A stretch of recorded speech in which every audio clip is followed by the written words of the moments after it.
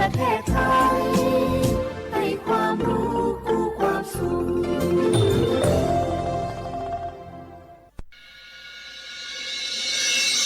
สถานีวิทยุกระจายเสียงแห่งประเทศไทยจังหวัดเชียงใหม่ AM 1476 กิโลเฮิรตซ์สถานีวิทยุภาคภาษาชาติพันธุ์แห่งเดียวในประเทศไทยที่มีความทันสมัยเชื่อถือได้สร้างอัตลักษณ์กลุ่มชาติพันธุ์สู่สากลโอโบดะจ้าโอเมชเปอร์เหมอซุงคาปอกว่าเนาะจงโอดูธรรมาสถานีวิทยุภาษาชาติพันธุ์แห่งเดียวในประเทศไทยทันสมัยเชื่อถือได้แล้วพบกันที่สวทเชียงใหม่ AM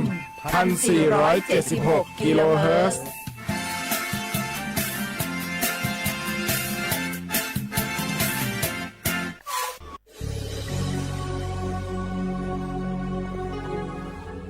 เกิดเป็นคนไทยเติบโตบนผืนแผ่นดินไทยจงภูมิใจในความเป็นไทยชาติไทยเรานั้นนับเป็นชาติที่มีความเป็นมาเก่าแก่ยาวนานเรามีภาษาวัฒนธรรมและมีสิ่งต่างๆที่เป็นเอกลักษณ์ให้เราได้ภาคภูมิใจในความเป็นคนไทยเราควรเห็นคุณค่าและมีความรักชาติหวงแหนแผ่นดินอันเป็นมรดกของบรรพชน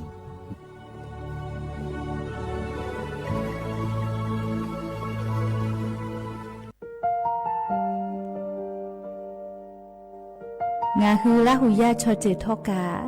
ไทยมีกเวจอมออเอโลอาสะเลไกเปวิทัปปะตองาฮือมีมาลูจาเวโยงาฮือมีเวอเอโลแล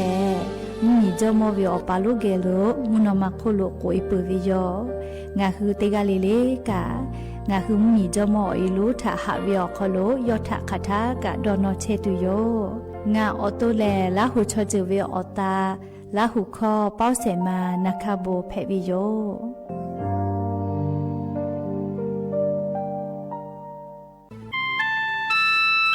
งาคือเจ้าวัดจิ้งใหม่ออกข้อต่อเกือตีออกคโลโฆษณาติผาคือกาเวลโกจ้าดาลาแพวิโยอลโกงาคือจิ้งใหม่ออกคโลเวสถานีวิทยุกระจายเสียงแห่งประเทศไทยจังหวัดจิ้งใหม่แลออกข้อต่อเวสายาติผาสู่ไกเวกาวูจ้านอฮือและโฆษณาติผาคือกาเวลโกจ้าดาคือโทรศัพท์นัมบะแม่0 5 แซนี่สขอ0ขอฮีไม่เฮเลกะ0ก้อนี่อ้อขอฮีง่าสกอโทรศัพท์นัมบะชเวทะจ้าดาและโฆษณาติผาคือลาเพดิโย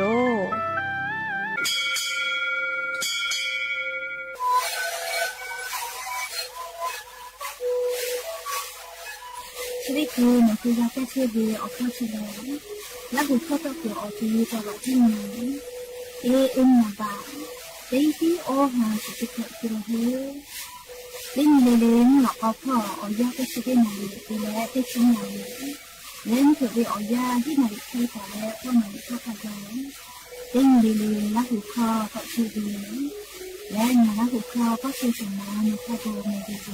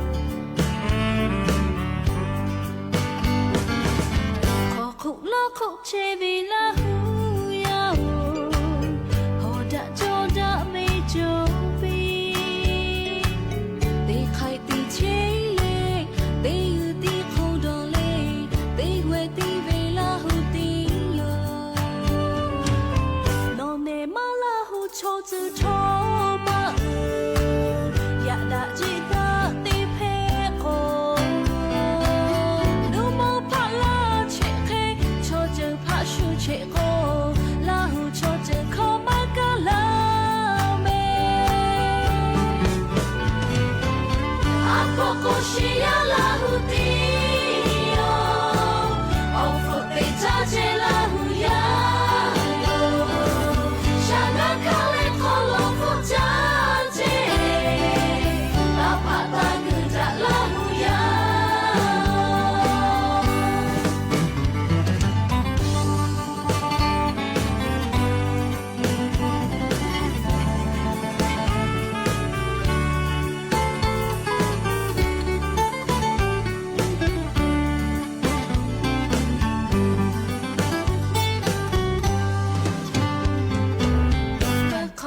ขอเชเวลาหู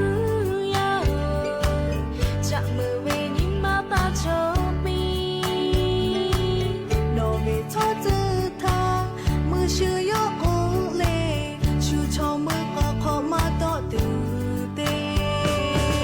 โนกะโยกะลาหูเตเวโยลาหูยาโอปงโนโดนีเตขะเตติเลลาหูยาคาเวเตโมเตชะลาหูเพปีผู้ชิตาปาตอลาหูยา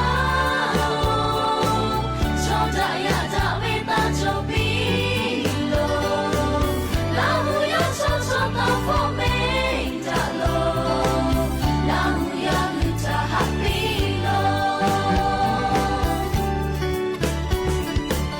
อาโปโกชิยาลาหูปีโยโอฟุเปจาเจลาหูยาโลชานาคาเลโคโลฟุจาเจลาพาตาคุจาลาหูยา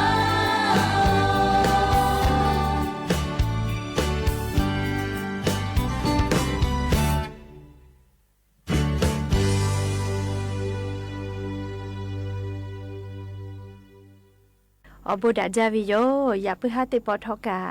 ดาจาวิโยญอยาเฉาขอลงาคือติปอกกามีลาเลอเฉป้าอุปาโลงาคืออวิโยญราหุยาติภาเกลไรกาอบุดาจาขอโลงาคืออข้อกากอกาดักเชวิทัปตออเราเปแลติกาเลเลถาตาอุยยาวิโยขอโลละเซจาเลอไรกาอบุดาจาขอโลหะอยู่ลาวิโยแม่หาวิโยญราหุยาขอพ่อเฉพาะรู้เชตาเวคาคิเพเชลินาติกาเลทอกาจ้าแม่ดอแม่ซึแม่กาแม่ฮาเลดอซาเชอลินาชุดเจอกาลิงาคือไทมิกอคอโลแลอเจ้ายาปีปากเชเวอยากาปืวิทาปาตองาคือติกาเลกาเชซาจอซาพ่อวิทาอายิติเลอาชุยอตัวยอยากาทักแดนหาซาดักอิสิแม่และยันนี่แหละชุดที่สองขโลสเปอร์ออนีงาฮับปามีฮับปาขโลยันยอติชออนีฟันเพวิโยและจะขอนี้ฮีนิชขอขอหาวิวเนียราหุยาติเผาติฮาเลวิวยาฮินาริควายตาแล้วก็นาริทักขกายติฮาเลงาคือละหุคอรายกาอบดาเจ้าขโลตอกไกเชวิโย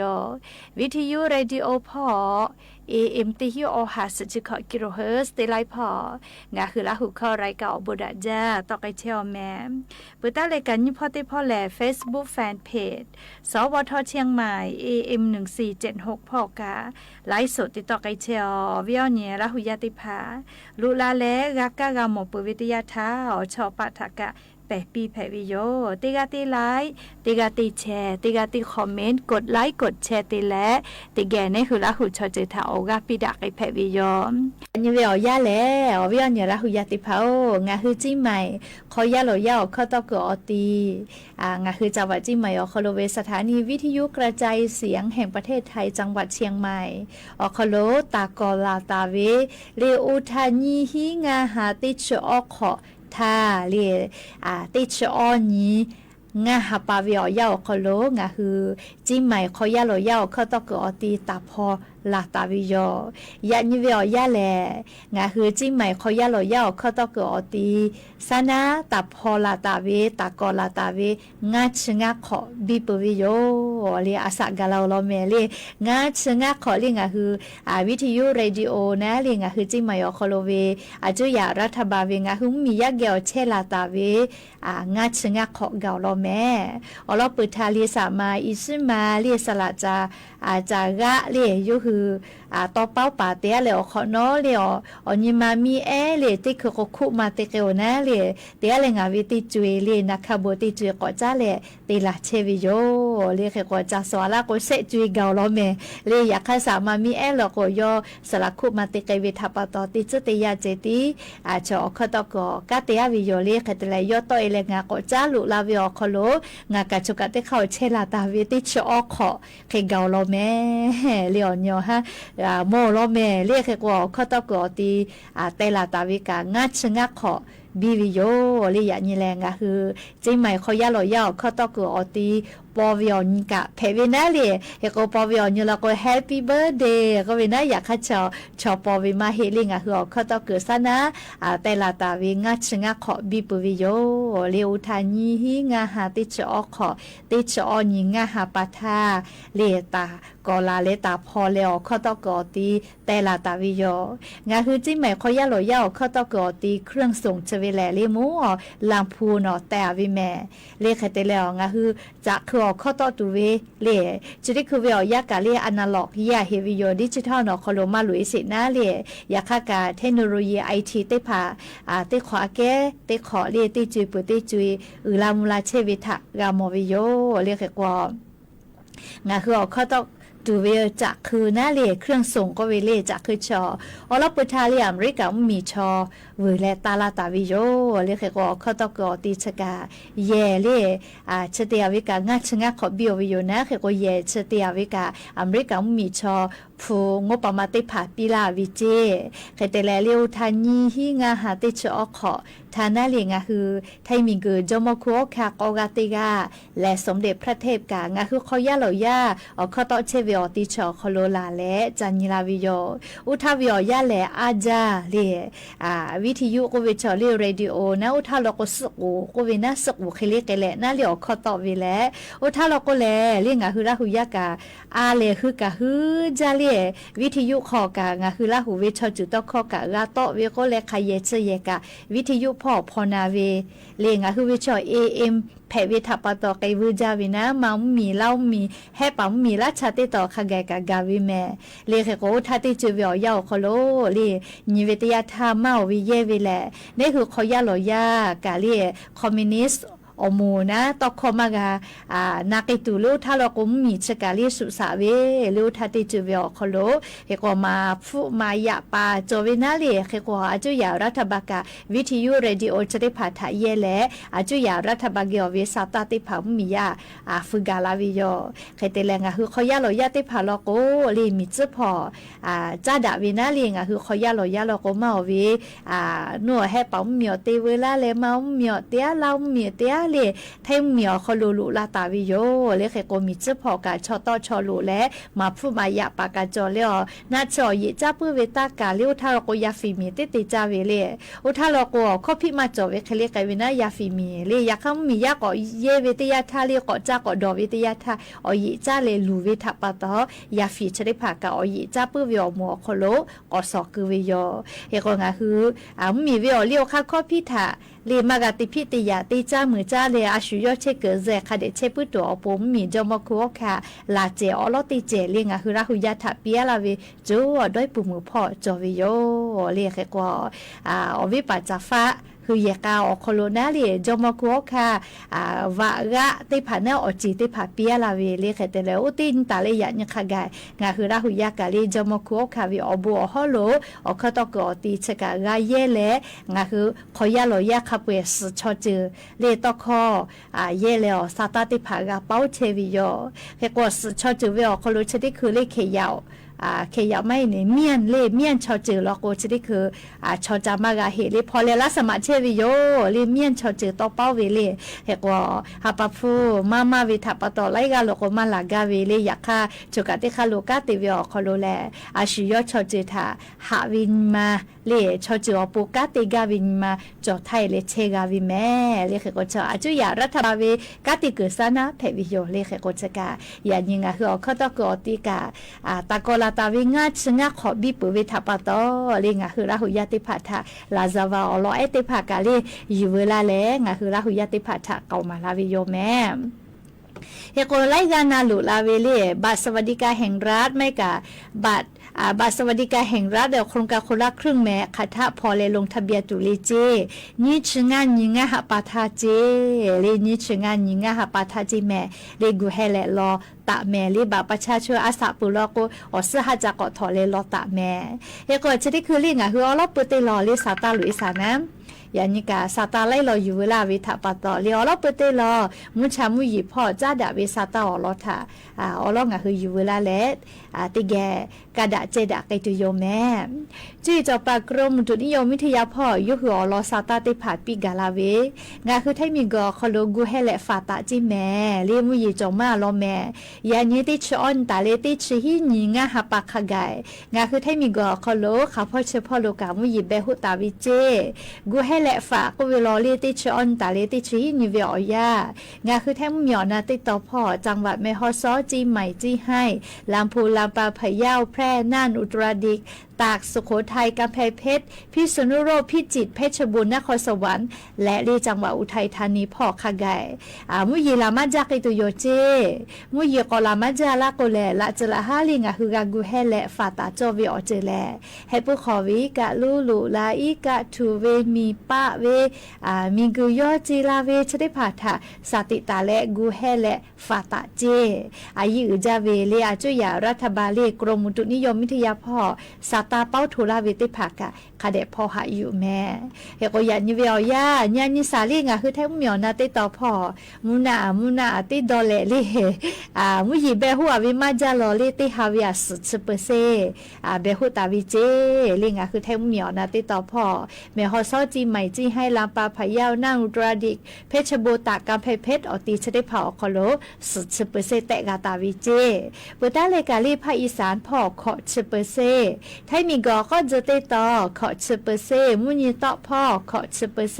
ไทมีกอฮอเตต่อเลราชกาดามาเลเอาไทยพ่อขอสุเปเซตาเลสุเปเซและกุธิพ่อกาเลสุเปเซจิแม่นิเวตยาทาเลขาพ่อเฉพ่อกามุยีจอมาลอแม่เลชได้สอคอโลใครแต่แลซอปอเลติชงานนี้งาหาเปาคอโลงาคือไทมีกอคอโลแลมุยีคือเวอยาตาลุอีวิโยจิแม่เลียมกูเวอยาปืตาเละเลียมุยีคอยาตาลุอีตุโยเจซอปอติชงานนี้เวอยาคอโลเรียกกอจกางาคือเมียคอโลเจ้ายาปีปากไอเชวิโยเรียกกงาคือเตยาเลกาเจ้ายาคาสปอตอลาเวอันน่ะอกอติพัทธะนี่คือต่อดะเลียวปูกากากิตูจาวิดอวิเชวิจอวิกาอายีอยู่และอาชุยอตุทากะคเดญหาซาดักอิสิแม่เฮก็ยันนี่เวอยาคอโลกาเรียกก่อนนิสาเรียเวียเนี่ยละหุยาติเผางาคือนามาลีนามาอลอเจ้าถูมาลากาวิเลนามาไขเกเลไล่กากเวนามาติตาวิดอมาต่อเจยานีเลติชอนียาสนามทีละป้องานนาริธาตาเวลาวิโยเลนามาติลิเวียสุดสาตากอตาเวอันทาฮิตสาตาตาเลยยานีสุดสาตานามากอตาวิแม่ยากนิเวติยาทาเลนามาดิเซโอเลเจออำเภอเมืองจังหวัดจิใหม่อคโลวิแม่เลนามาอพุติภาสุดสาตาตาปุขเนาะยานีนามาอพุติภาคาคิมาเลโกโกเล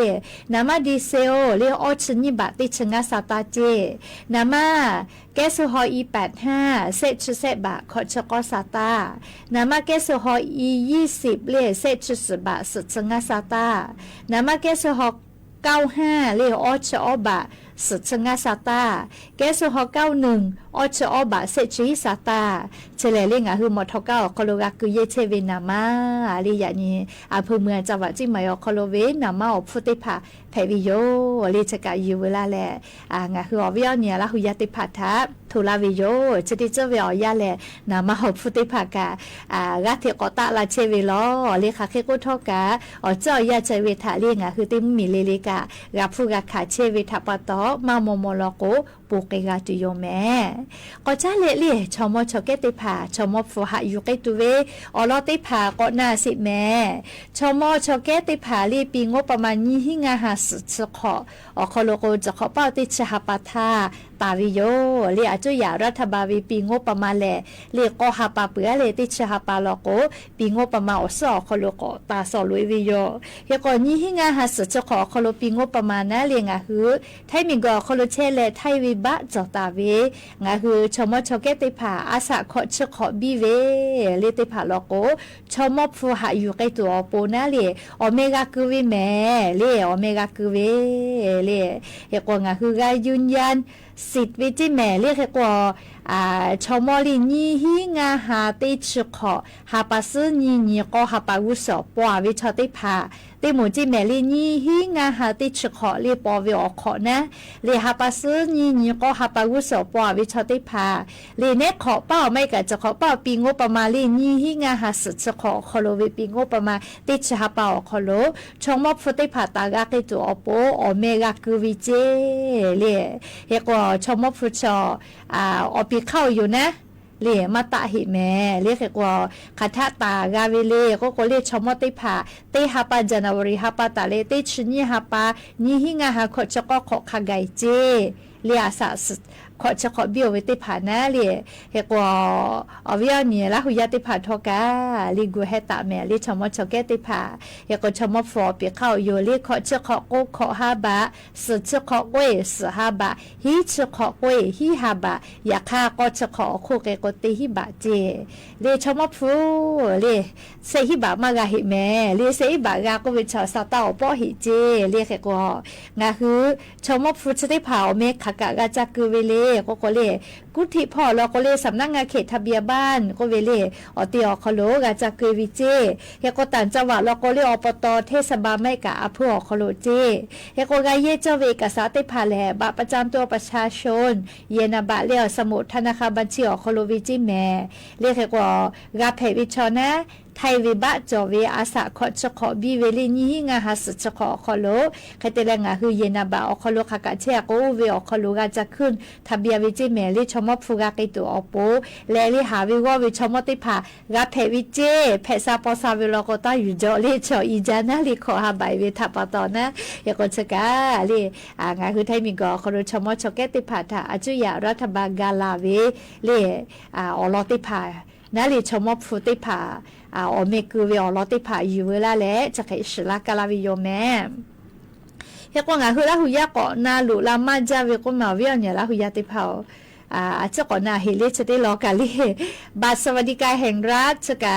เรียอลอติปุลโกเรียจะได้คือบัตรสวัสดิการแห่งรัฐจววิชติผานะเรียจะได้คือกาวิลโก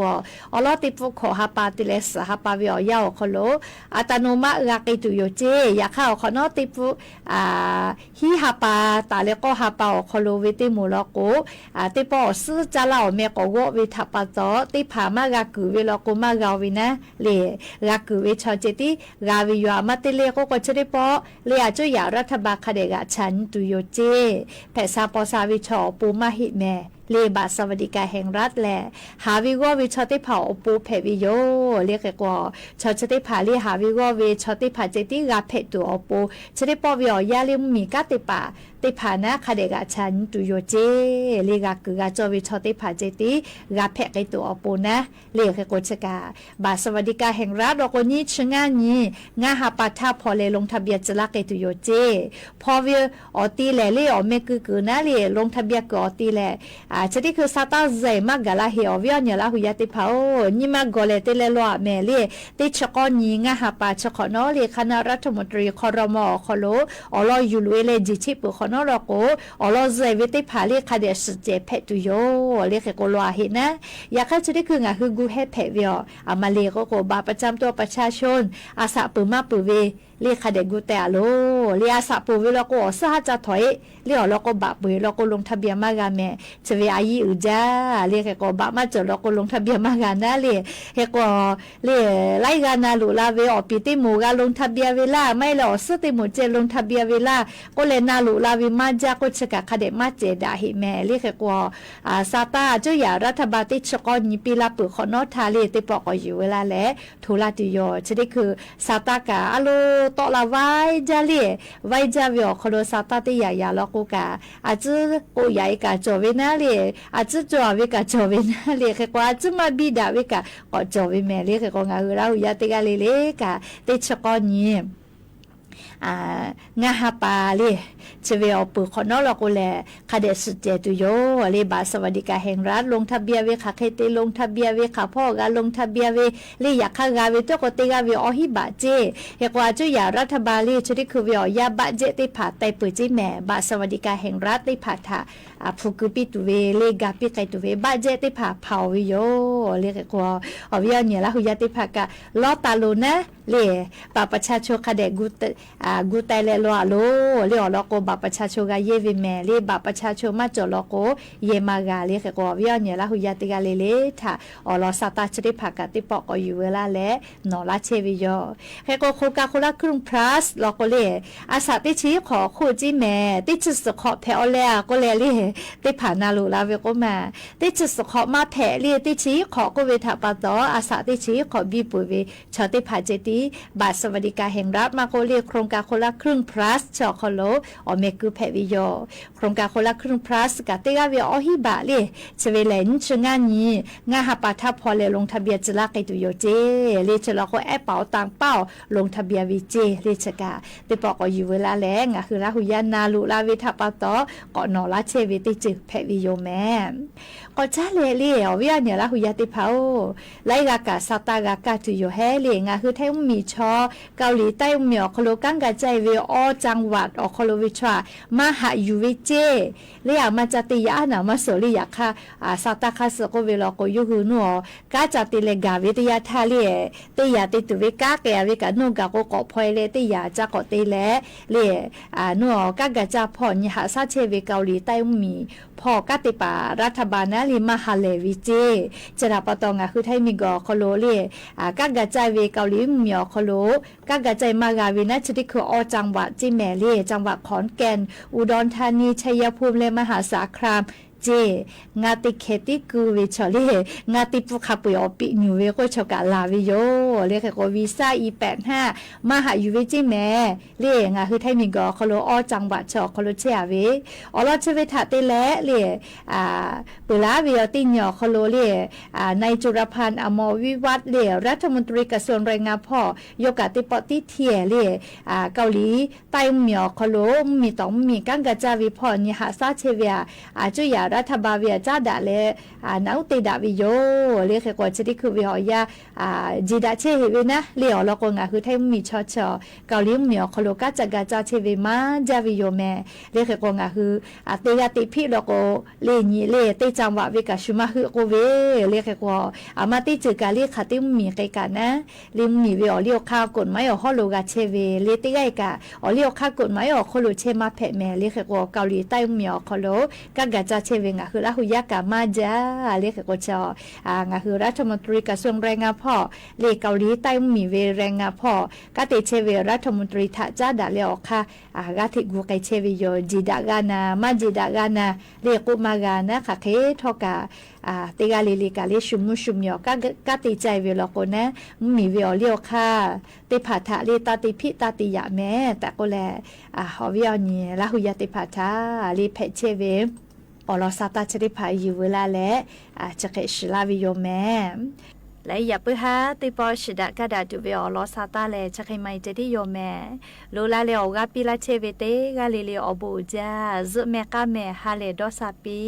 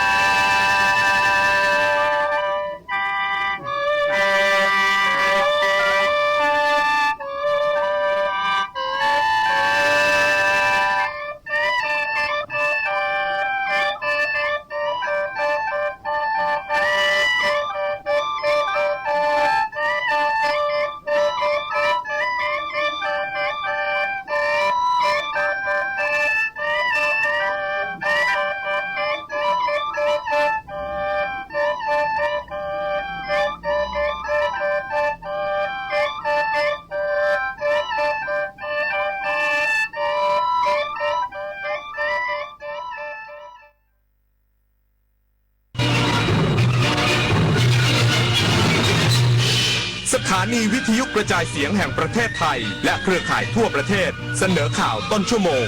รู้เร็วรู้จริงเกาะติดทุกสถานการณ์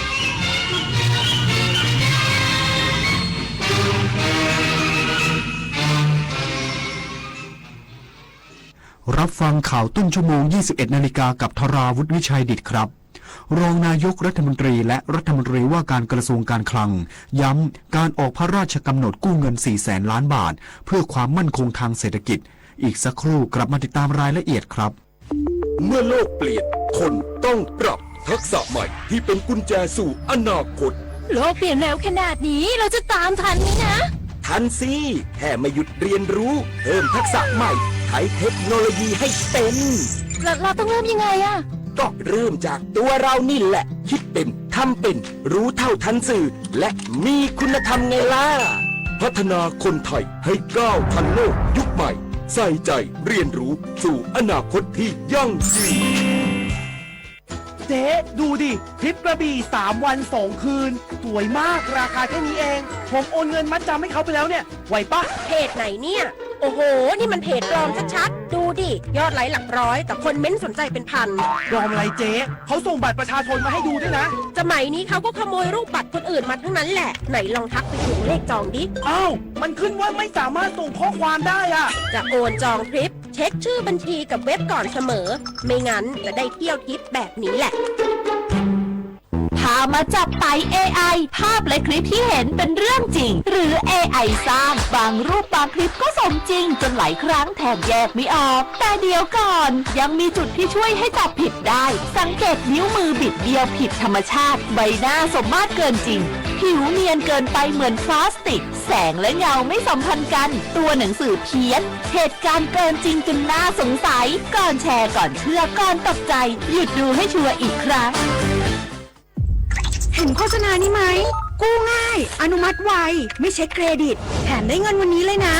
หยุดเลยนั่นมันสูตรโกงชัดๆกู้ง่ายอนุมัติไวไม่เช็คเครดิตเท่ากับโดนโกง 100%แต่เขาบอกโอนค่าธรรมเนียมก่อนแล้วได้เงินเลยนะนั่นยิ่งชัดโอนก่อนเท่ากับเสียเงินฟรีมิจฉาชีพในคราบเงินกู้หลอกผ่านแอปและโซเชียลสุดท้ายไม่ได้กู้แถมเสียเงินฟรีเช็คให้ชัวร์ก่อนกู้ทุกครั้งเซฟเงินเซฟตัวเอง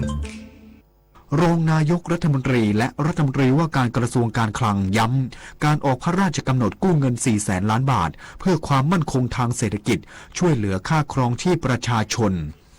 นายเอกนิติพันธ์ประภาสรองนายกรัฐมนตรีและรัฐมนตรีว่าการกระทรวงการคลังยืนยันว่า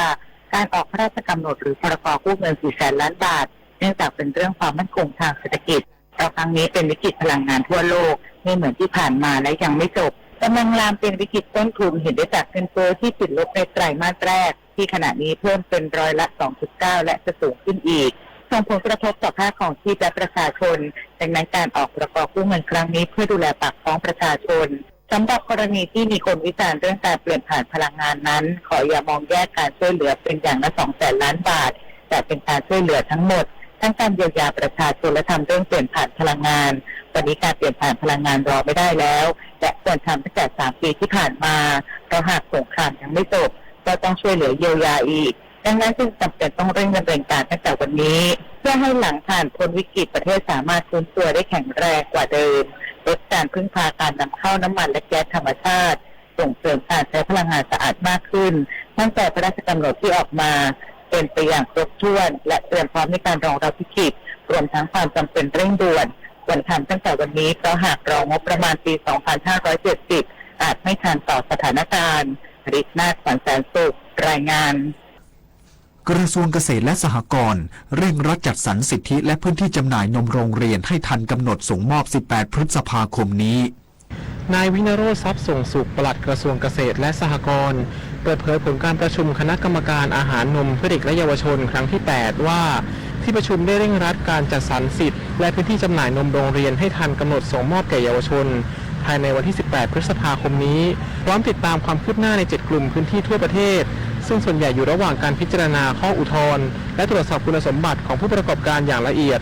โดยมอบหมายให้คณะอนุกรรมการบริหารกลางโครงการอาหารเสริมนมโรงเรียนปรับข้ออุทธรณ์ให้เป็นไปในทิศทางเดียวกันเพื่อความเป็นธรรมยึดหลักเกณฑ์ตามมติคณะรัฐมนตรี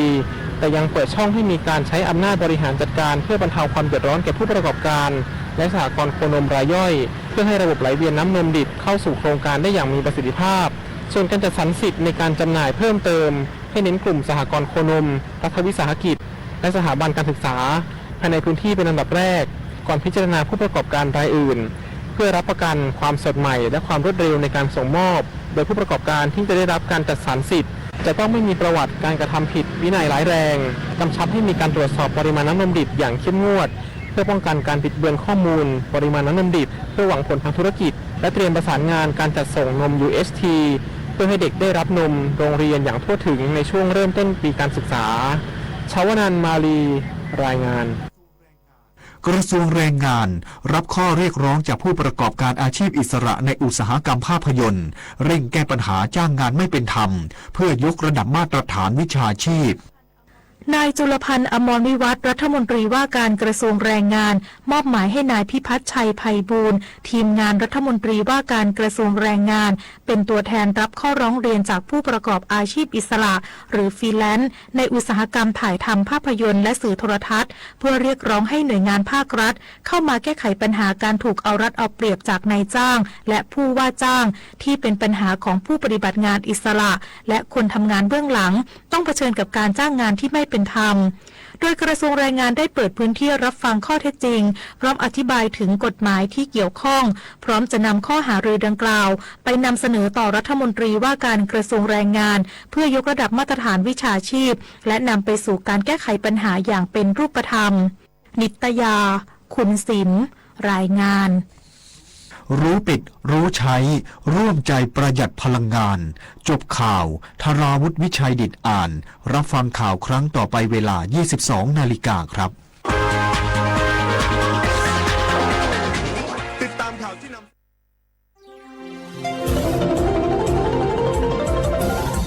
วิทยุแห่งประเทศไทย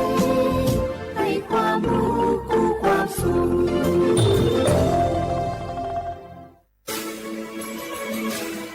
สถานีวิทยุกระจายเสียงแห่งประเทศไทยจังหวัดเชียงใหม่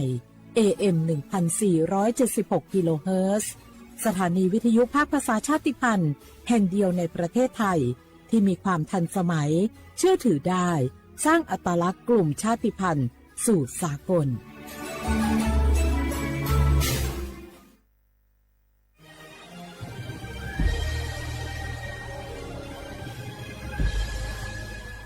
เกิดเป็นคนไทย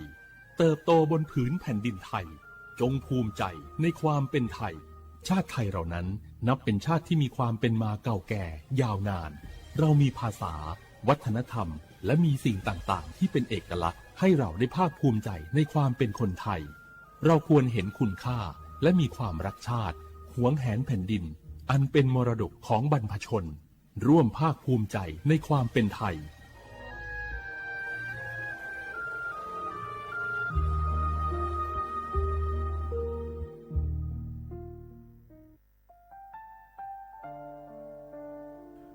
อาเดือไทยมิขอสองผาอามา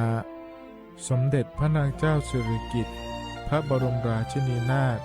พระบรมราชชนนีพันปีหลวงควยตาโอดาเลียกาชายันดาชอเนมาอายออามามิขอเปียวเนไทยมิขอกะดูอาคาชอเจอกะดูเงเกเนลาหมายแอจิชนีถามิเนนืมาหลักเวมาเงเลเชญญาเธอมิเนอาดิมาโยหานาลูอายองเนเกเนโยเยบอนเนมาอีนอายอมาโดอาดิเนโกเอียเนเควตาโอดาเลมิเนนืมาเนสาวเนวอจจอยเรญาอาดิมาโยหานาลูอายองนืมาหลักเว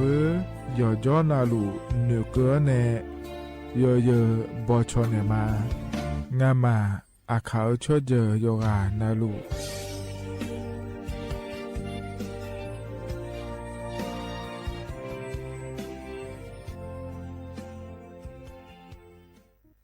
สปสชโยอานาลูกาดูยมือจสาโดลัญญานาโกโลคุมยาอุตาจสาโดเจียงหลังในญานีหลัวแม่ บัตรประชาชนยาวเดอจันนังเดเลอแหนงาขวงเกนีโลคุมยากาดูวันโรคตับอักเสบบีบาดทะยักคอตีบไอกรนโพลิโอเยื่อหุ้มสมองอักเสบวัซีจอนเอลแมโรตา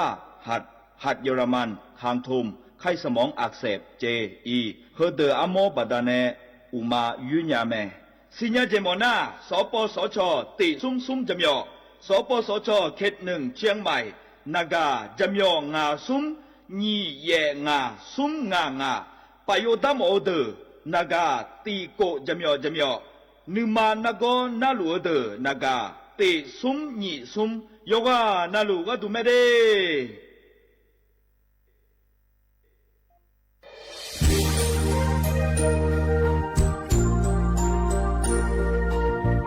ไอเยี่ยวที่ขอหลวงวัวเนทีมเชียงใหม่และขั้วเธออุหฮาเลกะกอวัชนีจากะกอ PM 2.5 กะกอฮอลดามาเดไอเยี่ยนี้มีจาโดโมนะทกศูนย์อำนวยการและแก้ไขปัญหาไฟป่าหมอกควันและฝุ่นละอองจังหวัดเชียงใหม่ละเพื่อนากาซาโบจำยองาซุ้ม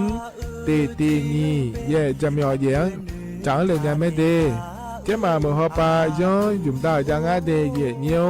แต่ก็พอชอยมีจ่าอุหาและฮอนในเพียง2.5ก็กอฮอลูดาอากกามาคาแต่ก็แอปพลิเคชันไฟดีและขั้วปาเนออนุมายานะมีจ่ามาบิเคเจเดอันอายามก็ดูนะขอนี้อันตีบาลาติเสียในอันสมเชติบาลางาซีอาคนยิพังหายาโกช่วยกันนี้อาส่วนมาคาจะบ่อนาย่อปายุบ่อยเจเดเหมือนในสำนักงานประชาสัมพันธ์จังหวัดเชียงใหม่ในที่ฟอลโล่กุมอมือดาลานยานีทีมเชียงใหม่และขั้วเธอที่ฟอลโล่เกิดดามาเด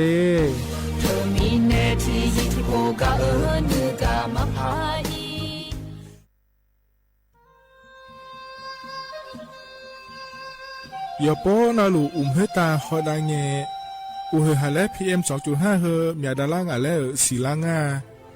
อดีมาเนจังเงดเจอปะปะกัวเงเจมีจาเคมีเนเฮดโตลูชัวยามโดดลาเนมัวฟาเนียมามึงเดเมียนพีลาขบยานาลา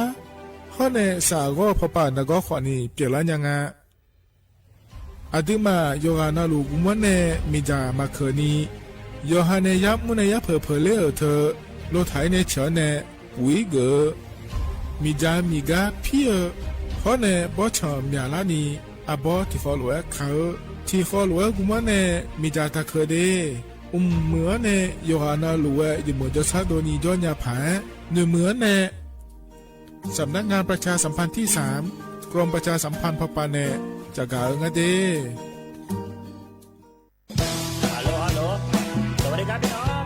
อาเยือเนี่ยเดือขยาว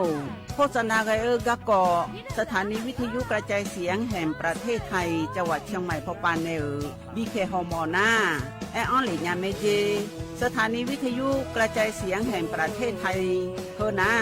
อย่าซิมก้อนบีอดูอย่าล่อนแต่ช่องหางละหาเชลกับปจาการเนอดูพ่ออีสอนนี่กามาเล่าเนกามองขากากาอีกุญญายีเนียวโฆษณาบีเกหมอญาแลนึงมาอ้อนานากาไงเหลียวแน่ไงชอนง่ายีเนียวนากาสังโบนาขอนี่จำยองาซุงมีสีโกจำยอโกแย่และงาเดใจที่โบนาขอนี่จำยอเวนี่โกแย่งาสีเวและงายีเนียวมาเจอเกญา我是下面โอโบดาจ้า โอเวชเปอร์ เหมือนสุนคา บอกว่า ย้อจง อุดูธรรมาสถานีวิทยุภาษาชาติพันธุ์แห่งเดียวในประเทศไทยทันสมัยเชื่อถือได้แล้วพบกันที่สวทเชียงใหม่ AM 1476 กิโลเฮิรตซ์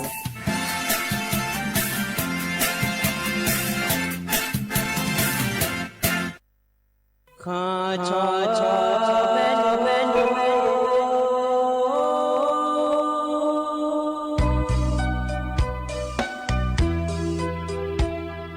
za ni cho pu le nga do wo tu ya kha ba za ni cho mo le nga do nga cho ya kha ba 错怕马西错茶罗那一个，什么个那马西过来呀一个，不努马西啦错了马脚来个接，马西啦不错啥啦马多啊个接，不努马西。cho rằng ai mà xì là na bự mi à cho rằng ai Quỳnh xì là nhớ ha cho nia xì là nghe na na nhớ ha cho ha mia đã ở yêu ni nai quay ở cho mia tu lệ yêu nhớ du mia mò lệ cho luôn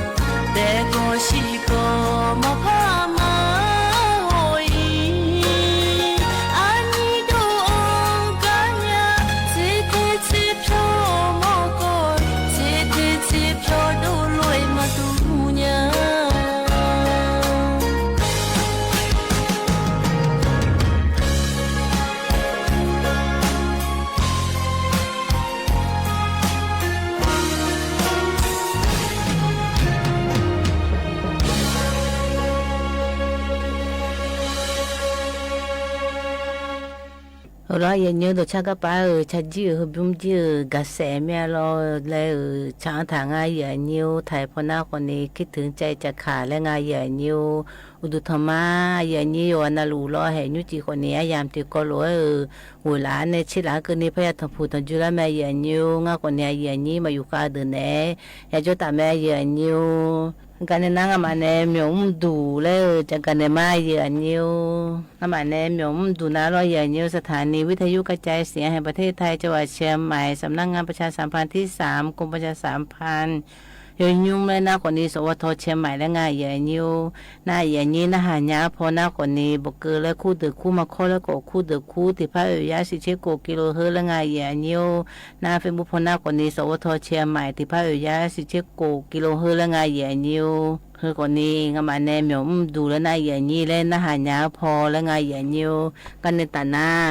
ขาหนอและพายได้ในมาอย่างนี้อย่างน่าคนนี้ฮูกละงายอย่างนี้งาสีบาลาโล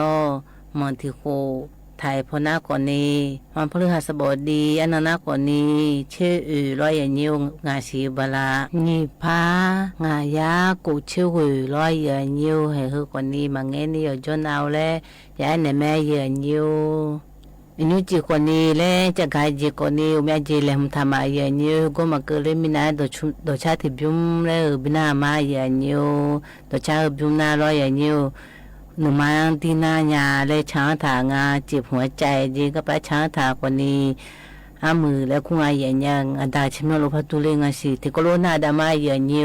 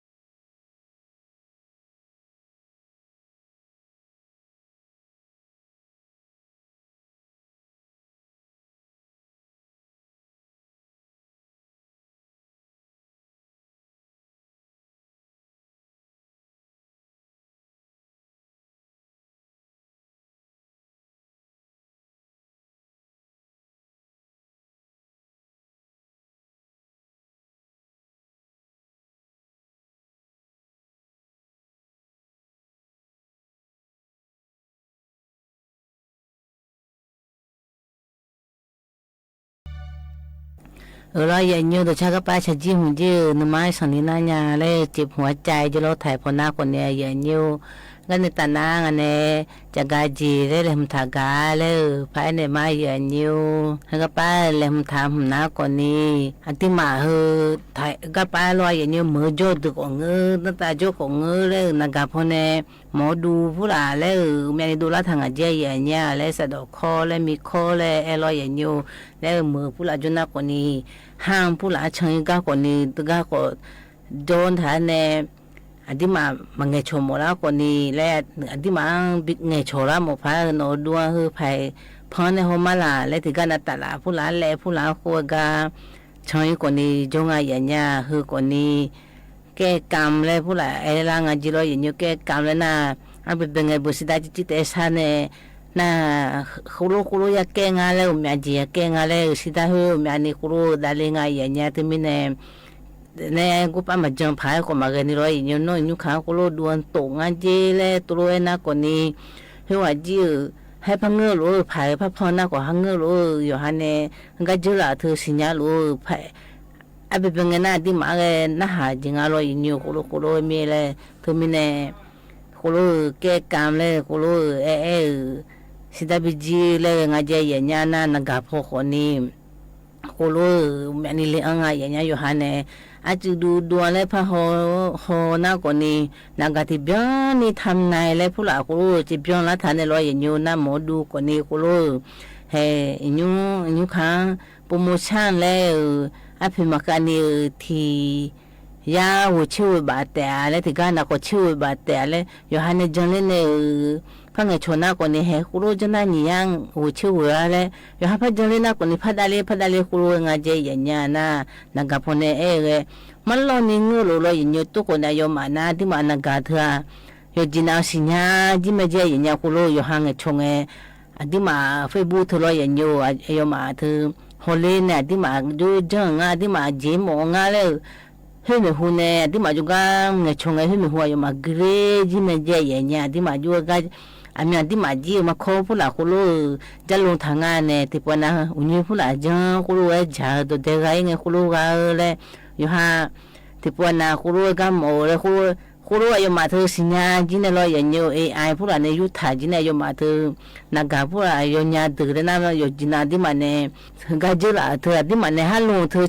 อยู่ให้ยอมหมอก็จียอมมาหมอเลยที่มาก็ตัวลงทำเองหมอดูตัวลงเลยทานเนี่ยคืออันนี้เงยช่วยน่าอยู่มาเธอสิญญาจีไงอย่างเงี้ยนักหัวเลยที่มันเนี่ยนักเธอถ่ายจังเลยงานแต่หนูคนนี้ดูแลน่าเราอย่างนี้ถ่ายจังเลยสิดาเลยถ่ายโอนเลยพิธีพกถ่ายจังเลยนะอาศัยมันนะคนนี้ที่มาชิมเธอเราอย่างนี้เธอถ่ายบินเนี่ยไงอย่างเงี้ยชิมเธอดีที่มาชิมเธอดีหลงไงอย่างเงี้ยที่มาชิมเนี่ยสินับสกุลผู้หลาเจอใช้เนี่ยสินักบุตรพายเนี่ยสิอยู่จีน่าอยู่มาหัวโมจีเนี่ยชิมเธออยู่จีน่าคุรุสิญญาจีเนี่ยคุรุทุลังไงอย่างเงี้ยที่มีเนี่ยที่กันเนี่ยจะไม่มีจะเจ็บพอดูลังไงอย่างเงี้ยคืออยู่มาตัวยุทธาเนี่ยเราอย่างเงี้ยที่มาชิมบินเนี่ยนะเฮ้เลยอาจีจีพี่ว่ามีอะไรไงอย่างเงี้ยโน้ละวันคือดูเรื่องอาจีเลยน่าดูเรื่องน่าละเช่นอะไรอย่างเงี้ยละพัดเช่นนักคนนี้ละวันคือว่าคือมุมเนี่ยคือเจอยู่หลังอาจีเลยพายนักคนที่พายก็คือหมดบิลเนี่ยมีเนี่ยคือก็มีจลังงาเลยงาอย่างเงี้ยที่มีเนี่ยที่เจทับบินเนี่ยงาที่เจทับบินเนี่ยแล้วชิมก็ทับบินเนี่ยนักก็ทับบินเนี่ยแล้วมึงน่าอยู่มาเธอคุรุบินเนี่ยไงชนะก็นักสิดาผู้ใหญ่ฮันเนี่ยต้องถ่ายคือเลยยูโดจีน่าเจอย่างเงี้ยอยู่มานักผู้หลาตัวอายุมาตัวนี้อาจจะเนี่ยมิจฉาชีพนะยูโดสิญญาทางอย่างเงี้ยคือคนนี้เฮเลยหมอดูผู้หลานถ้าจังเลยจังกันในละมาอย่างนี้น่านี่ก็ที่ก็น่าคนนี้คือการยื้อเมียนเลยคู่เดือดร้อนอย่างเงี้ยอยู่มายื้อที่กาเลยกุหลาบเลยรับสมัครเลยอย่างเงี้ยก็ไปสมัครเลยน่ารออย่างเงี้ยก็ไปยื้อละในเต้าบ้านสมเชติกันนี่มายากันนี่อายุมายื้อพังลุไม่รออย่างเงี้ยอดีมาขาดยื้อให้ดูอยู่ฮะชอบผู้หลาของเงยอยู่ฮะสิญญาของเงยก็เทียสมัครงานเจเลยกูรู้บีฮอนในรอยอย่างเงี้ยก็ สวทเชียงใหม่ก็ไปเลี้ยงในคมมุจีอายุยูเจนยาสมังงาเลยก็ไปยังงาเลยกูรู้จักเนี่ยยามแม่ยันยูอาลีก็กืออาบูก็กือน่าโมโหโจโจก็กือมาเจเมียนเราอย่างนี้ตัวคนเนี่ยยอมมาจีก็อยู่เดือดจีกูรู้เงี้ยโมเดือแล้วไงอย่างเงี้ยแล้วเงี้ยโมเดือเลยถึงมีเนี่ยเมียมันเงินน่ากึศยจีน่าโจกูง่ายอย่างเงี้ยไทยก็โจพี่น้องลาหูก็โจกะเลียก็โจลิสูก็โจอาคาก็โจทำเมียที่กะลุงฮาเลยจะได้เนี่ยมาอย่างยูก็ในตาหน้าตัวชาติบุ้มเลยบินามาอย่างยูตัวชาบุ้มนะดูไอ้เย่แล้วคงไอ้อย่างเงี้ยบาที่มาอาคาเราพอเนี่ยช้างทางไอ้อย่างเงี้ยที่โคโรนาดามาอย่างยู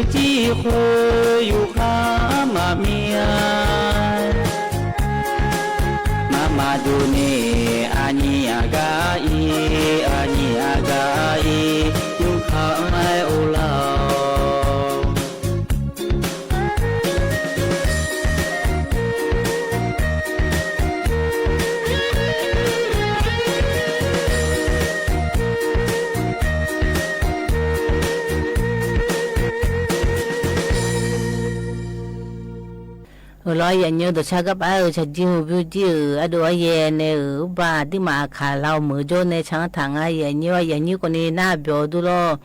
กันในตานังเนี่ยจะกาจีเลยเลยมทากาเลยภายในมาอย่างเงี้ย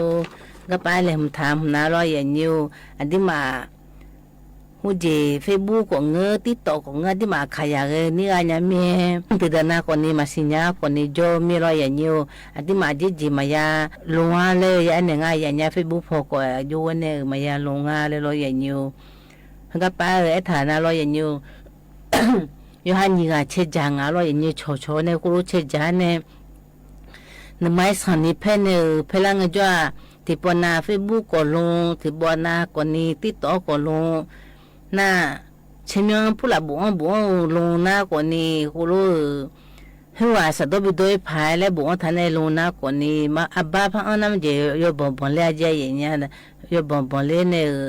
อันยังพอเราบอกคอมพิวเตอร์เขาก็บอลเล่แม่เขาจีสิตากอตีละงาและงาอย่างเงี้ยขอกว่าอย่างละงาและน่าอยู่หาหัดจียาผู้หลักกว่านี้มันยี่ผู้หลักหาเนี่ยมันยี่มันลอนี่มันยี่โจนรอยอย่างอยู่หิวกว่านี้มันยี่หิวว่าเลยดูใช่ไหมดู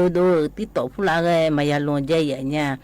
เลยกว่านี้ติดต่อมาลงนี่รอยอย่างอยู่เฟซบุ๊กผู้ว่ามาลงนี่ก็ลงหน้ากว่านี้พลบคอมพิวเตอร์บอลเลยแม่เฮกว่านี้ใช่ไหมดูเนี่ยมันยี่ว่าสัตว์ไปด้วยพายติดจุอยู่วันนั้นวิสิญาพายเลยกูรู้มายาลงใจอย่างเงี้ยเฮ้ยสนิบอลเลยจีน่ายายถิ่มน้ากว่านี้กูรู้สิได้บิงหาได้เนี่ยสิได้สักหัวจะบิวฐานในรอยอย่างนี้ที่บลาติชิโกมายามอนิชิโกมายามอเลยน่าเชมิโอก็รู้เชมิโอผู้ละบ้าผู้ละดอนเนี่ยหัวเชมิโอกูรู้ว่าดีอาจจะกูรู้ว่าดีฮามองไงสิได้บิวกูละเล่นเนี่ยดีที่ว่าแต่บิวได้ดีแล้วตัวรู้จะลงอ่ะเราติดเดินนับเบย์อย่างนี้อยู่หาจีอยู่กูมอเมียน่าชอบมาบิวหัวกันแต่มาบิงหาได้เมียอยู่หาจี有他嘞，他比如打嘞，俺那么没了，人家说他就没比胡拉的嘞，多了什么白多呢？阿爸的安那个地方不好家人家，或者他们把马ผู้อื่นแล้วตัวไงอย่างเงี้ยที่มีเนี่ยช่องกูรู้ที่มีที่มาคืออาจจะสักหัวคนนี้เขาก็มายาลงอย่างเงี้ยอันยังอยู่ห้าคนนี้ยุกุโมน่าตัวคนนี้อาทิมันเนี่ยคุรุลุน่าโยกาน่าหอมมีรอยอย่างโยกาน่าจมเนี่ยอาทิมาอาคาเต็มเงือกโลกโหเลย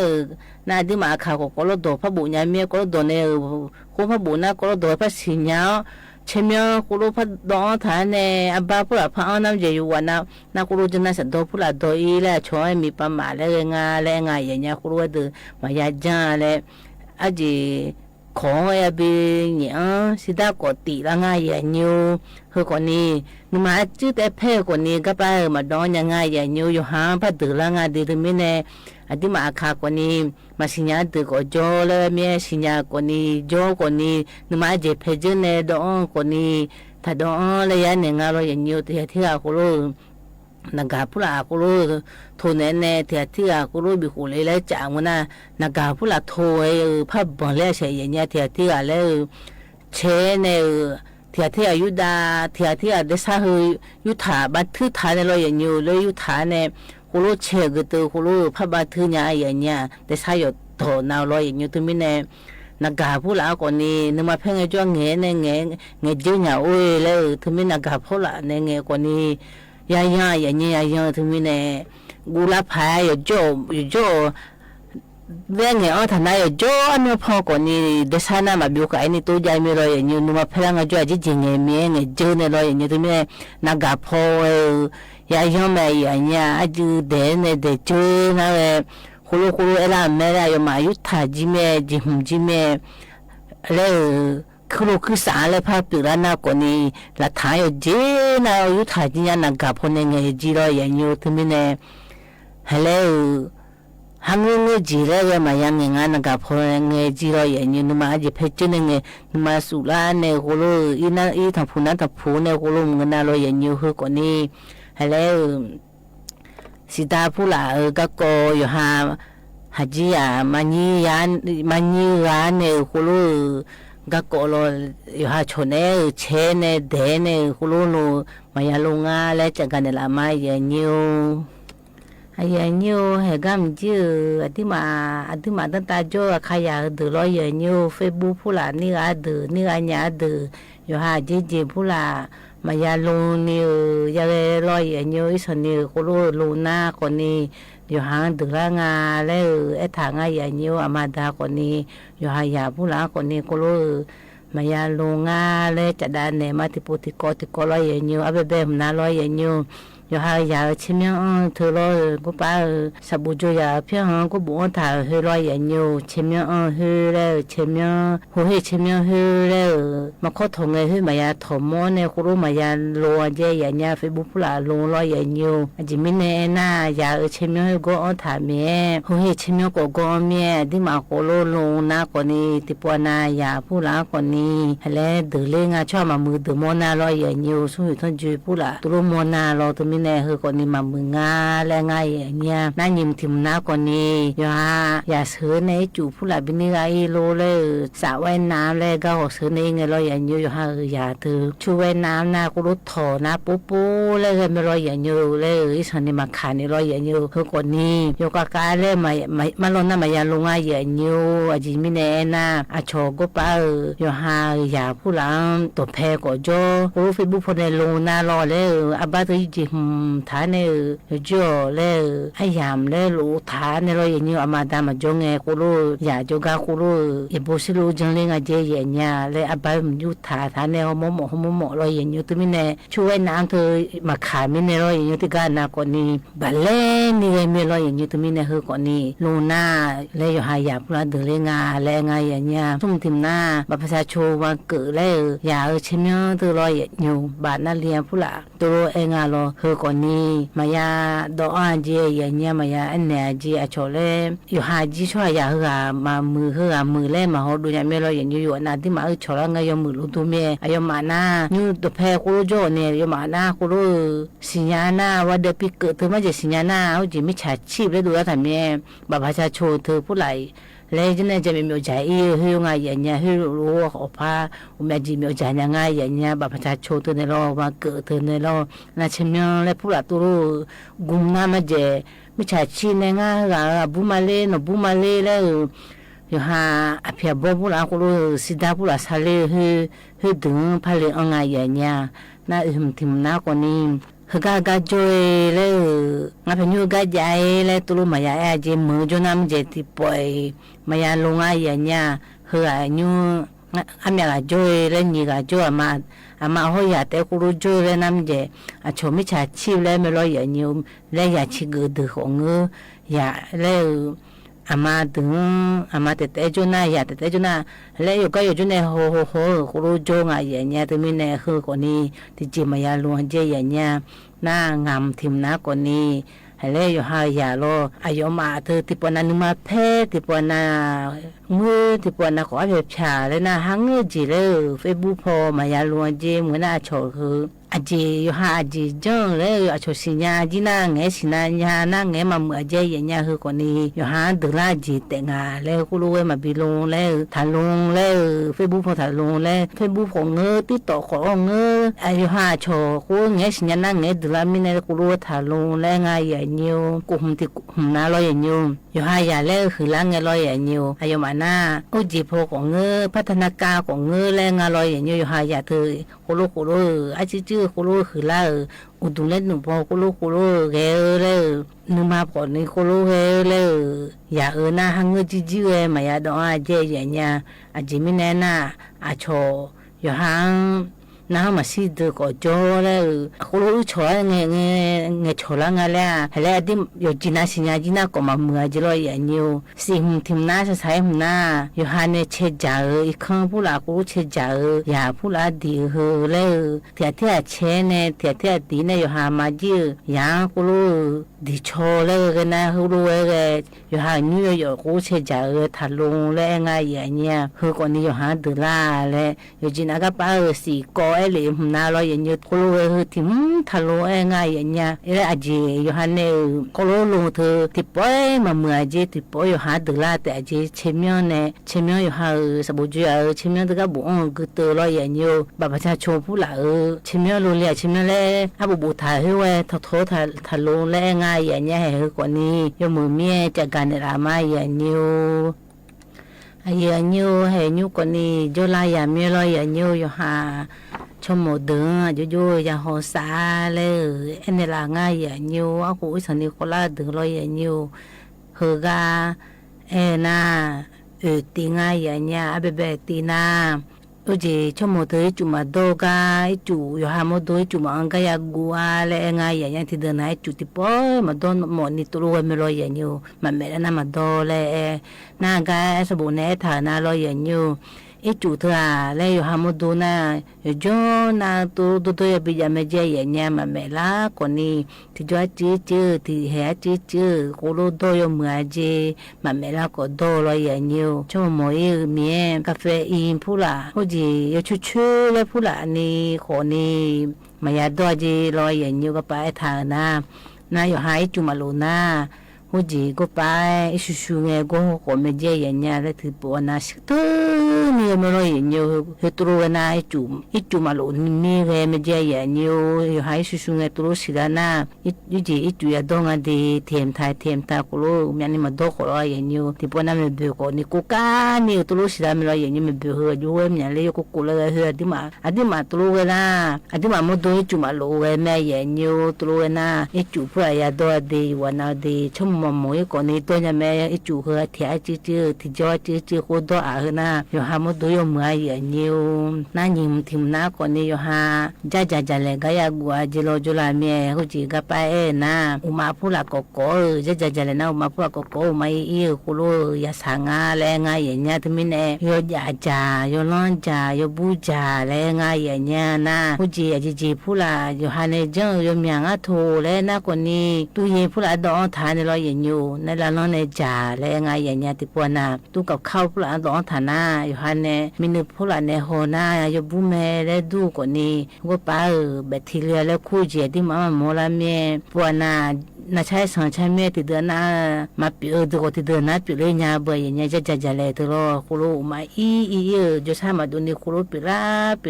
ทน่ายากะเลยอย่างเงี้ยจะเลยกาอยากกุงาเลยที่มินเนยอยากจ่ายร้อนจ่ายบูจ่าและง่ายอย่างนี้สุ่มทิมน้าวจีฮาน่าใช้สังใช้เมียเพียงผู้หลักดูยบาและดุมและง่ายอย่างนี้ทุกจอนี่มาดูนี่ร้อยอย่างนี้ว่าจีจังและน่าคนนี้ติปวน่าคนนี้น่าชากาและสมับิชาลาและชอบาจีร้อยอย่างนี้ทุกจอนี่ดูนั่งชานั่งตัวจีราเมเนอยู่ฮาจะเลยบงสิคืนนี่เนบาเล่นี่โคดูในโจเจอย่างนี้เลยหากาพูดอีโดเลยแหลมนักกว่านี้เวตาสีดำตัวเราแกเวตากันเดเธอช่างแล้วง่ายอย่างเงี้ยบุคคลจะน่าบุคคลโคจะน่าโคแล้วโคในช่างแล้วตัวนี้อีสันนี่น่าใช้สันนี่ตุเทนักกว่านี้เพิ่งไงจ้ามาอยากช่างนี่อาจจะน่าใช้สันมาตุเทไงช่างแล้วง่ายอย่างเงี้ยน่าใช้สันมาบิชลาแล้วน่าทิมนักกว่านี้อยู่หายุ่งตัวเราอย่างเงี้ยอีสันนี่ลาอุปพันเจน่าตากพันเจเนี่ยจะแล้วตัวเลยบิบอยู่สีเลยบิบแล้วง่ายอย่างเงี้ยอยู่หานึกกว่านี้หูจีสิคืนนี่เราอย่างเงี้ยอยู่โชกว่านี้สิคืนนี่น่าสันนี่ชนะคนนี้พะลุงทิมตัวเล็บบัดทานเนี่ยบิบงานเนี่ยตัวนี้ตั้งตาหน้าจะเลยบนะคนนี้สิคืนนี่กูรู้แม่เนี่ยอย่างนี้จะเจ๋เลยคนนี้อยู่ฮะชั่วโมงเดือนน่าใช้สันนิชาลังเงกูรู้บิโฮสาเลยง่ายอย่างนี้เราอย่างนี้จีคนนี้อย่างคนนี้จีกระเมียหูจีขยายชาเลยหูก็พยาพันเนี่ยแม่อย่างนี้กับป้าช่างฐานะคนนี้อายุมีโซ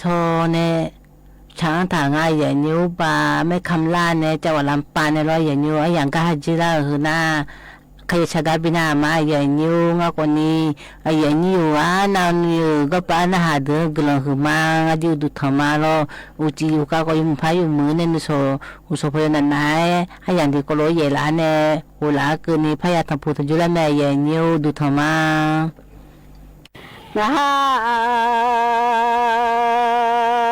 มิเดเล nga lo thua ma ge de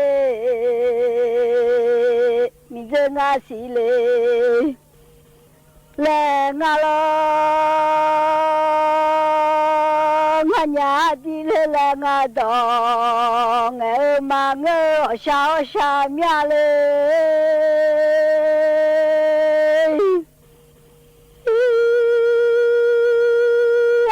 nga ma za ma mi ne sha nya de alu san bo ni nga ma za ama alu ta sa ni nga ma ko le ama mya le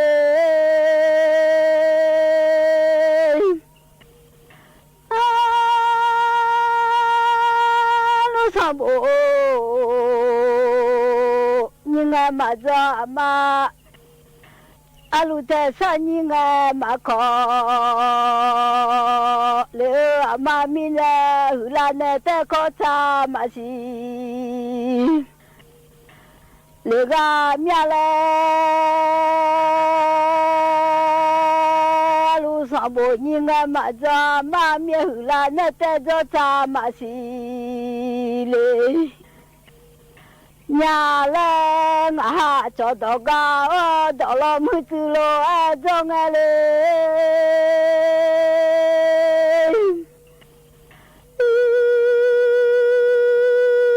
ngã de le mi de ô de mi de se khô de le mi de真呀毛嘞咪嘛，下面买一口个牛啊，叫我嘞，买一米这么大的卡，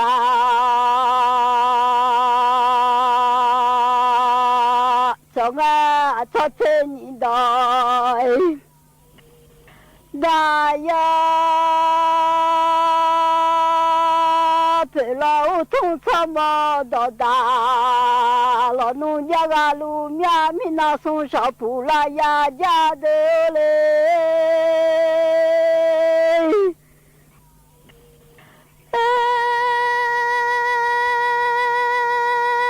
咪那铺啦呀家的嘞，咪那送上铺。啦呀家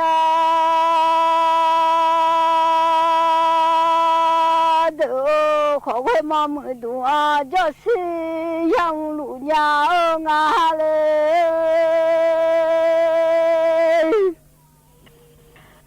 可会嘛这多啊，就是呀，哦喵。mi số lệ khai gì đó là ngơ mi dễ lệ khai gì mà đồ mía lệ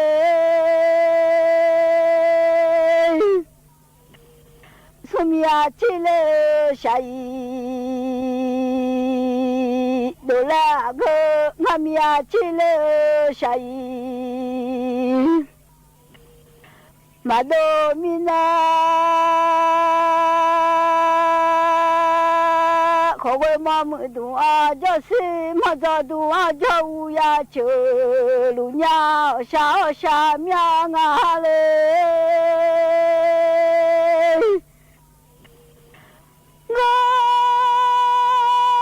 我到大呀农家啊嘞，我怎么带？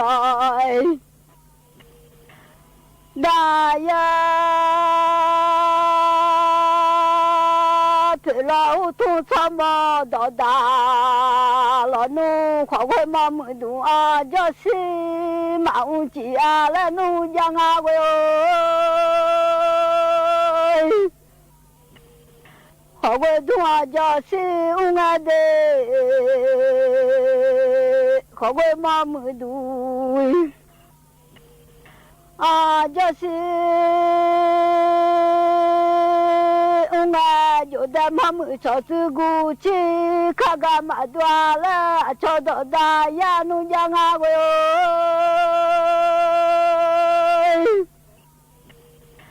可为马的多就是我马的起米了我下午就那路马多了可为马木多就是马乌鸡弄来了叫什么到大呀呀农家啊嘞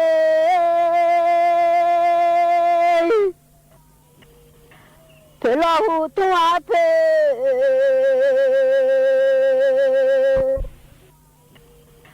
哎，我米在努马拉阿爸妈，多个啊，早晨一到大要呀努嘞。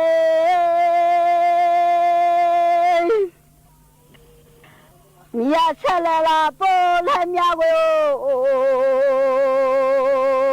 米呀拉塞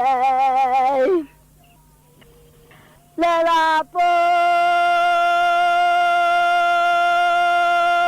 啊早晨一到大呀了努，花为毛苗五把提叫米，白米那把提叫米要来呀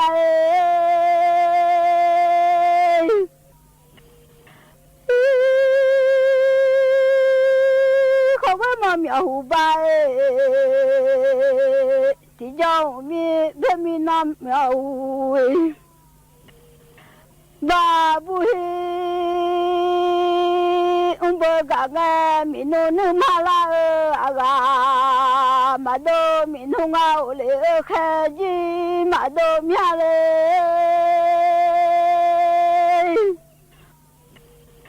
好我来那呀吉鲁鸟啊嗨好我妈苗来那呀吉鲁鸟就妈咪在啊哈的啊我下下苗喂的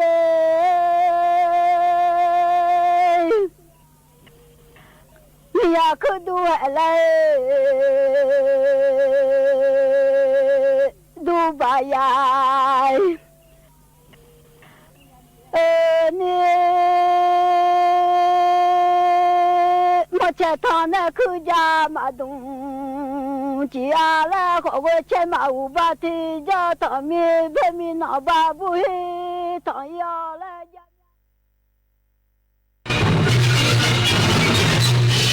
สถานีวิทยุกระจายเสียงแห่งประเทศไทยและเครือข่ายทั่วประเทศเสนอข่าวต้นชั่วโมงรู้เร็วรู้จริงเกาะติดทุกสถานการณ์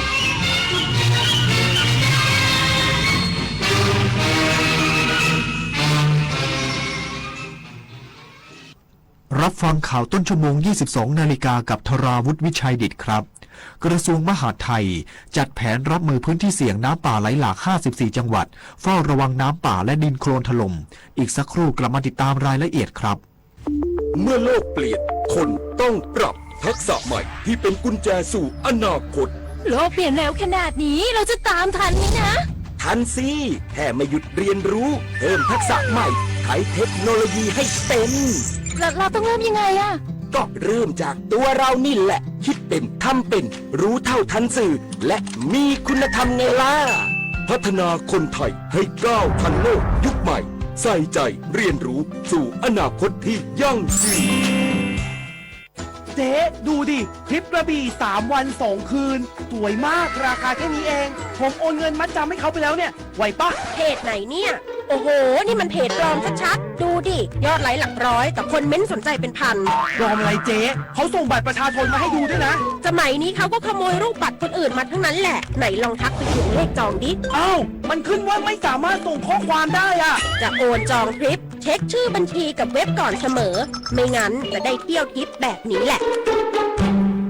ถ้า มาจับไต่ AI ภาพและคลิปที่เห็นเป็นเรื่องจริงหรือ AI สร้างบางรูปบางคลิปก็สมจริงจนหลายครั้งแทบแยกไม่ออกแต่เดี๋ยวก่อนยังมีจุดที่ช่วยให้จับผิดได้สังเกตนิ้วมือบิดเบี้ยวผิดธรรมชาติใบหน้าสมมาตรเกินจริงผิวเนียนเกินไปเหมือนพลาสติกแสงและเงาไม่สัมพันธ์กันตัวหนังสือเพี้ยนเหตุการณ์เกินจริงจนน่าสงสัยก่อนแชร์ก่อนเชื่อก่อนตกใจหยุดดูให้ชัวร์อีกครั้งแสนอาลัยสมเด็จพระพันปีหลวงไทยทั้งปวงหมองหม่นก่นร่ำให้พระผู้เสด็จสู่ฟ้าสวรรคาลัยแนบดวงใจตามพระบาททุกชาติภพปวงประชาน้อมสำนึกในพระมหากรุณาธิคุณเป็นล้นพ้นอันหาที่สุดมิได้ข้าพระพุทธเจ้าคณะผู้บริหารข้าราชการและเจ้าหน้าที่สถานีวิทยุกระจายเสียงแห่งประเทศไทยกรมประชาสัมพันธ์รัฐมนตรีว่าการกระทรวงมหาดไทยประชุมวอรูมติดตามพื้นที่เสี่ยงน้ำป่าไหลหลากย้ำ54จังหวัดเฝ้าระวังน้ำป่าและดินโคลนถล่มนายเจษฎไทยเศรษฐ์รัฐมนตรีช่วยว่าการกระทรวงมหาดไทยประชุมห้องปฏิบัติการหรือวอรูมติดตามการคาดการณ์สภาวะอากาศและพื้นที่เสี่ยงอุทกภัยในระยะนี้พร้อมเปิดเผยว่าจากการติดตามสถานการณ์ร่วมกับกรมอุตุนิยมวิทยาและสำนักงานทรัพยากรน้ำแห่งชาติพบว่าประเทศไทยจะเริ่มเข้าสู่ฤดูฝนตั้งแต่วันพรุ่งนี้และทราบว่ามีการคาดการณ์ฝนตกหนักตั้งแต่วันนี้ไปจนถึงวันที่18พฤษภาคมโดยเฉพาะพื้นที่ภาคตะวันออกภาคตะวันตกและภาคใต้ฝั่งอันดามันจึงสั่งการให้ส่วนกลางและจังหวัดพื้นที่เสี่ยงบูรณาการข้อมูลน้ำท่าและพื้นที่เสี่ยงดินโคลนถล่มร่วมกันหากพบสัญญาณความเสี่ยงในพื้นที่ใดให้รีบประสานข้อมูลไปยังกรมป้องกันและบรรเทาสาธารณภัยเพื่อเร่งสนับสนุนการช่วยเหลือทันทีด้านนายธีรพัฒน์ชัชมาศอธิบดีกรมป้องกันและบรรเทาสาธารณภัยหรือปภ.กล่าวว่าปภ.ได้แจ้งเตือนไปยัง54จังหวัดเสี่ยงทั่วประเทศให้เฝ้าระวังสถานการณ์อุทกภัยและคลื่นลมแรงพร้อมสั่งการให้ศูนย์ป้องกันและบรรเทาสาธารณภัยเขตทั้ง18ศูนย์เตรียมพร้อมเครื่องจักรกลสาธารณภัยเพื่อเข้าคลี่คลายสถานการณ์และบรรเทาความเดือดร้อนให้แก่ผู้ประสบภัยทันทีที่เกิดเหตุสุธามาศรักษาพันธ์รายงานสำนักงานทรัพยากรน้ำแห่งชาติเฝ้าระวังน้ำทะเลหนุนสูงในพื้นที่ลุ่มน้ำเจ้าพระยาตอนล่าง7จังหวัดช่วงวันที่17ถึง21พฤษภาคมนี้นายไพฑูรย์เก่งการช่างรองเลขาธิการสำนักงานทรัพยากรน้ำแห่งชาติกล่าวว่าสำนักงานทรัพยากรน้ำแห่งชาติหรือสทนช.เฝ้าระวังน้ำทะเลหนุนสูงช่วงวันที่17ถึง21พฤษภาคมนี้เนื่องจากอิทธิพลของลมใต้และลมตะวันตกเฉียงใต้พัดปกคลุมทะเลอันดามันภาคใต้และอ่าวไทย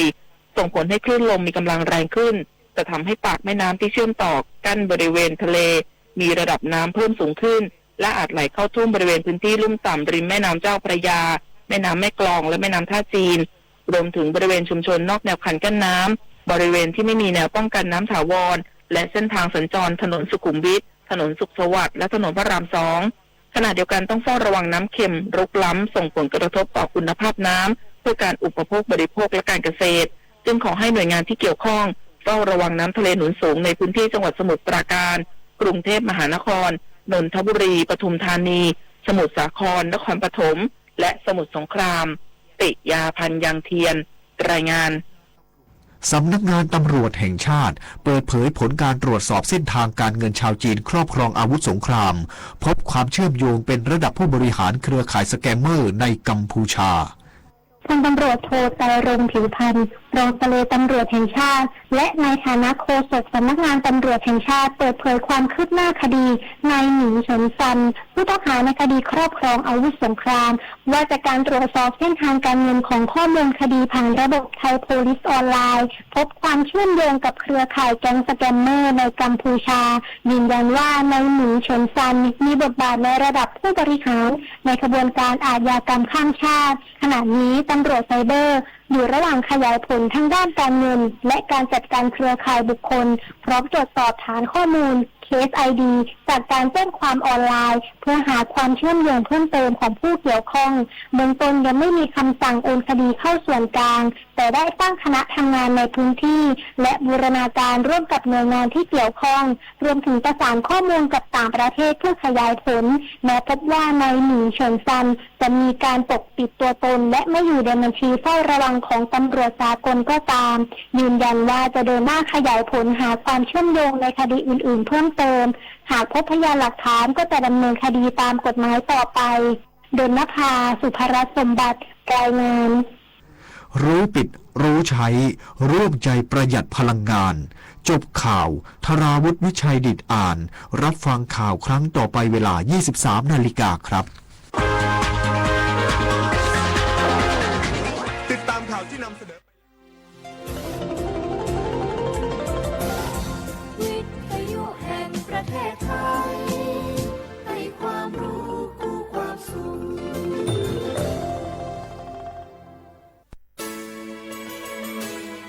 สถานีวิทยุกระจายเสียงแห่งประเทศไทยจังหวัดเชียงใหม่ AM 1476 กิโลเฮิรตซ์สถานีวิทยุภาคภาษาชาติพันธุ์แห่งเดียวในประเทศไทยที่มีความทันสมัยเชื่อถือได้สร้างอัตลักษณ์กลุ่มชาติพันธุ์สู่สากล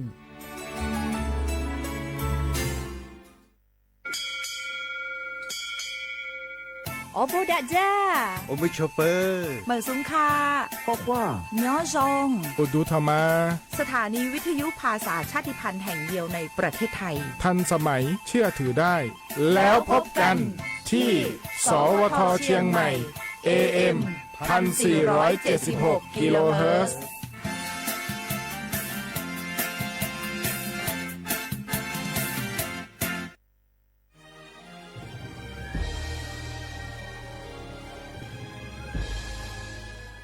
เกิดเป็นคนไทยเติบโตบนผืนแผ่นดินไทยจงภูมิใจในความเป็นไทยชาติไทยเรานั้นนับเป็นชาติที่มีความเป็นมาเก่าแก่ยาวนานเรามีภาษาวัฒนธรรมและมีสิ่งต่างๆที่เป็นเอกลักษณ์ให้เราได้ภาคภูมิใจในความเป็นคนไทยเราควรเห็นคุณค่าและมีความรักชาติหวงแหนแผ่นดินอันเป็นมรดกของบรรพชน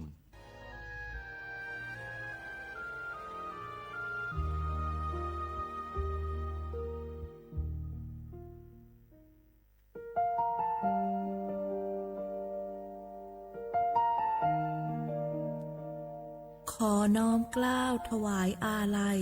สมเด็จพระพันปีหลวงพระแม่แห่งแผ่นดินผู้ทรงเมตตาเหนือเกล้า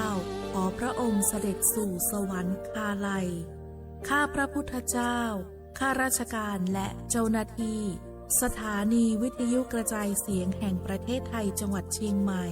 กรมประชาสัมพันธ์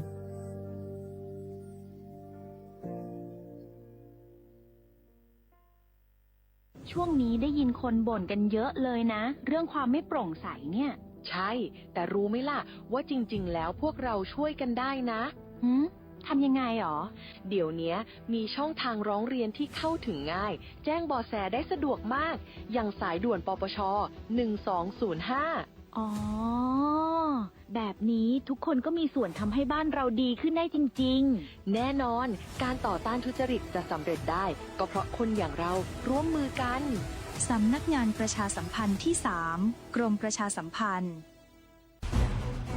ทุกคนเร็วๆทุกคนเก็บของเร็วๆแผ่นดินไหวแล้วแผ่นดินไหวเดี๋ยวพี่เดี๋ยวก่อนจะรีบไปไหนเก็บของไปไหนพี่เนี่ยพี่ดูในข่าวเขาทำคลิปมานะว่าจังหวัดเราเนี่ยแผ่นดินจะไหวพี่ยังไม่มีแฟนเลยเนี่ยกลัวตายมากเลยเนี่ยไม่อยากตายเอ้าพี่ไปฟังข่าวปลอมมาอีกแล้วเหรอทำไมพี่ไม่ไปดูข้อมูลแผ่นดินไหวที่แอป Earthquake หรือว่า Thai Disaster Alert อ่ะเขาบอกข้อมูลหมดเลยว่าสถานการณ์แบบไหนระดับไหนต้องทำตัวยังไงบ้างอีกอย่างถ้ามือถือพี่ไม่มีเน็ตเนี่ยเขาจะมีเซลล์บอร์ดแคสส่งข้อความแจ้งเตือนมาที่โทรศัพท์พี่โดยตรงเลยพร้อมข้อปฏิบัติด้วยเหลือแค่พี่ปฏิบัติตามนั่นแหละต้องใจเย็นๆลงละขอบคุณมากไอ้น้องโอเครู้ทันสาธารณภัยห่างไกลความเสียหายด้วยความปรารถนาดีจากสำนักงานประชาสัมพันธ์ที่3กรมประชาสัมพันธ์คนไทย ทุกคนหากเจ็บป่วยเข้าข่าย 6 อาการฉุกเฉินวิกฤตถึงแก่ชีวิตใช้สิทธิ์ยูเซปรักษาโรงพยาบาลที่ใกล้ที่สุดได้ทุกที่ไม่เสียค่าใช้จ่ายเพียงยื่นบัตรประจำตัวประชาชนแจ้งใช้สิทธิ์ได้ทันทีสอบถามเพิ่มเติมโทรสายด่วนสปสช1330ตลอด24ชั่วโมง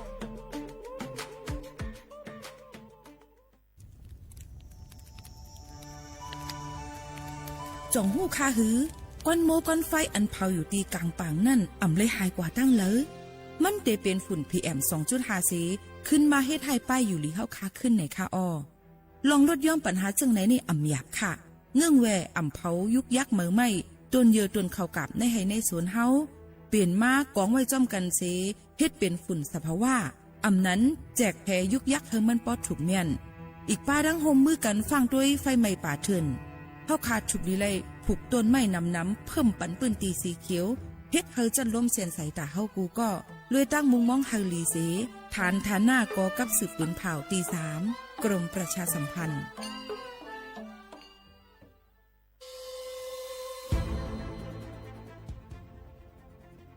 ย้อนผิดหมอกพี่น้องเขามาโฮมเป็นจุ้มเหลียวกันดั้งเจดอนเก้งใหม่โฮมกันแกลิดปัญหาไฟไหม้ป่าเถินหมอกก้อนก้องก้อนมูและฝุ่นเล็กๆ PM 2.5 ค่ะสั่งว่าทั่วพันไฟไหม้กับสืบกว่าตึงลาดไลดีอองตีแกลิดปัญหาไฟไหม้ป่าเถินและหมอกก้อนเจดอนเก้งใหม่หมายโฟน0531128808ในค่ะเจดอนเก้งใหม่ค่ะออกปักเปิงหมายมีเฮกังแกลิดปัญหาหมอกก้อนก้องก้อนโมและฝุ่นเล็กๆ PM 2.5 เนื้อปืนตีเหลออันอ่ำเลยคว้างเฮาเผาผ่านมาดีแอปพลิเคชันไฟดีห้ามเผากำเร็วในนั้นค่ะอย่าไปเผาล้าอ่ำว่าได้เป็นตีกลางปางอองตีห้ามเผาเกยยุกยักไม่ดอกกูอันในค่ะแต่เอาวันที่1เดือน1อิงเกรด2เหงปลาย26ต่อถึง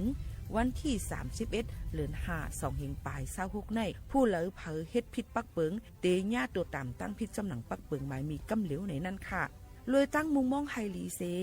ห้องการฐานฐาหน้ากอกับสืบเจดอนเก้งใหม่มาโฮมเป็นจุ่มเหลวกันดั้งเจดอนเก้งใหม่โฮมกันรักษาสภาวะฟิงตื้นเป็นเฮ็ดให้จันล้มถวยเจออันลีต้องฟ้าแสนเสออ่ำมีหมอกก้อนกองก้อนโม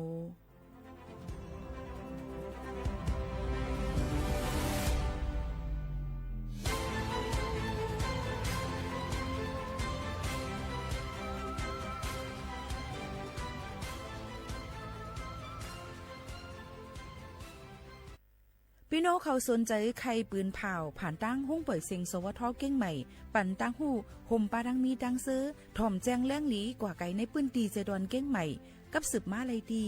สวทเก้งใหม่หมายฝน0532766068และ0922468579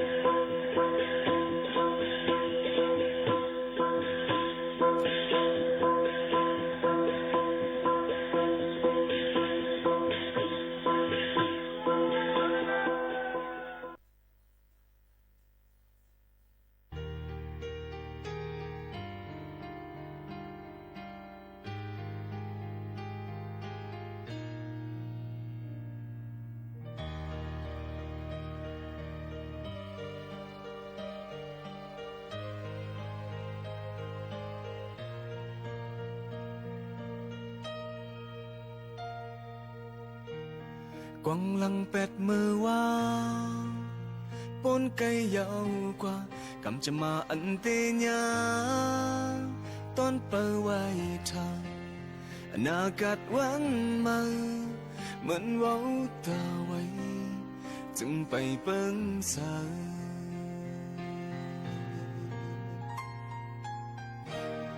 มังปกเลยหกยาโอ้ยก็เจอเขามังกลาปันข้อความตกตุ้ม กอกเหล่ากินเหยาขึ้นผาดปอกเหินเผอมันปั่นจังในปนส่วนมากำในเตะสักยาวยาวกาเตไลจังโตคิงสับต่อบานเตไลทิ้งยาวลองตุกขันเมื่อวันหลังลอบาเลยน้ำตามาไก่ยาและหูโตยาวสีสับในกว่านาเตะเตอขาดเจอแหงยุ่มและแหงเจอในเตะแถมจอยลองเจอยอมอำคำเป็นปันผัวสุมไหลเสียงให้อันเมื่อวันหลังกึดไว้ตีวันเก่าเยาโอ้กำในเตะฮอดถึงวันมาหันตีเลงตันหูลองเอยาสาบานกู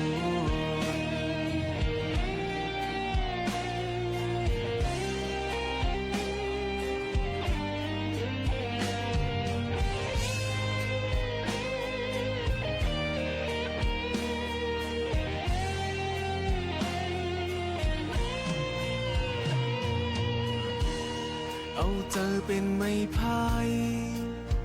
กุมตัวเจ้าเก่าอำย้อนเจอลองอ่าน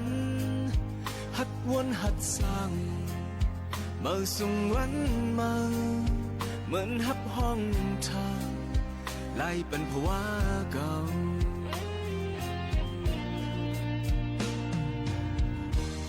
ไม่ถึงเลยยองยอโอ้ยก็โอ้ยสิทั้งอยู่เขาหูจอนลองยอมกูลองตาจังแห้งจึนอ่อนกำภายหลังปั่นจึงในปนสุนมากำในเตะสากยาวยาวกาเตไลจังโตคิงสับต่อบานเตไลทิ้งยาวลองตุกขันเมื่อวันหลังลอบาลวยน้ำตามาไก่ยาและหูโตยาวสีสับในกว่านาเตะเตอขาดเจอแหงยุ่มและแหงเจอในเตะแถมจอยลองเจอยอมอำคำเป็นปันภาวะสุมไหลเสียงให้อันเมื่อวันหลังกึดไว้ตีวันเก่าเยาโอ้กำในเตะฮอดถึงวันมาหันตีเลกำในเตะสักยาวยาวกาเตไลจังตัวคิงสับต่อบานเตไลทิ้งยาวลองตุกขันเมื่อวันหลังลอบาเลยน้ำตามาไก่ยาและหูโตยาวสีสับในกว่านาเตะเตอขาดเจอแหมยุ่มและแหมเจอในเตะเทียมจอยลองเจอยอมอำคำเป็นปันภาวะสุมไหลเสียงให้อันเมื่อวันหลังกึดไว้ตีวันเก่าเยาอกำในเตะฮอดถึงวันมาหันตีเลนตันหูลองเอยาสาบานโกน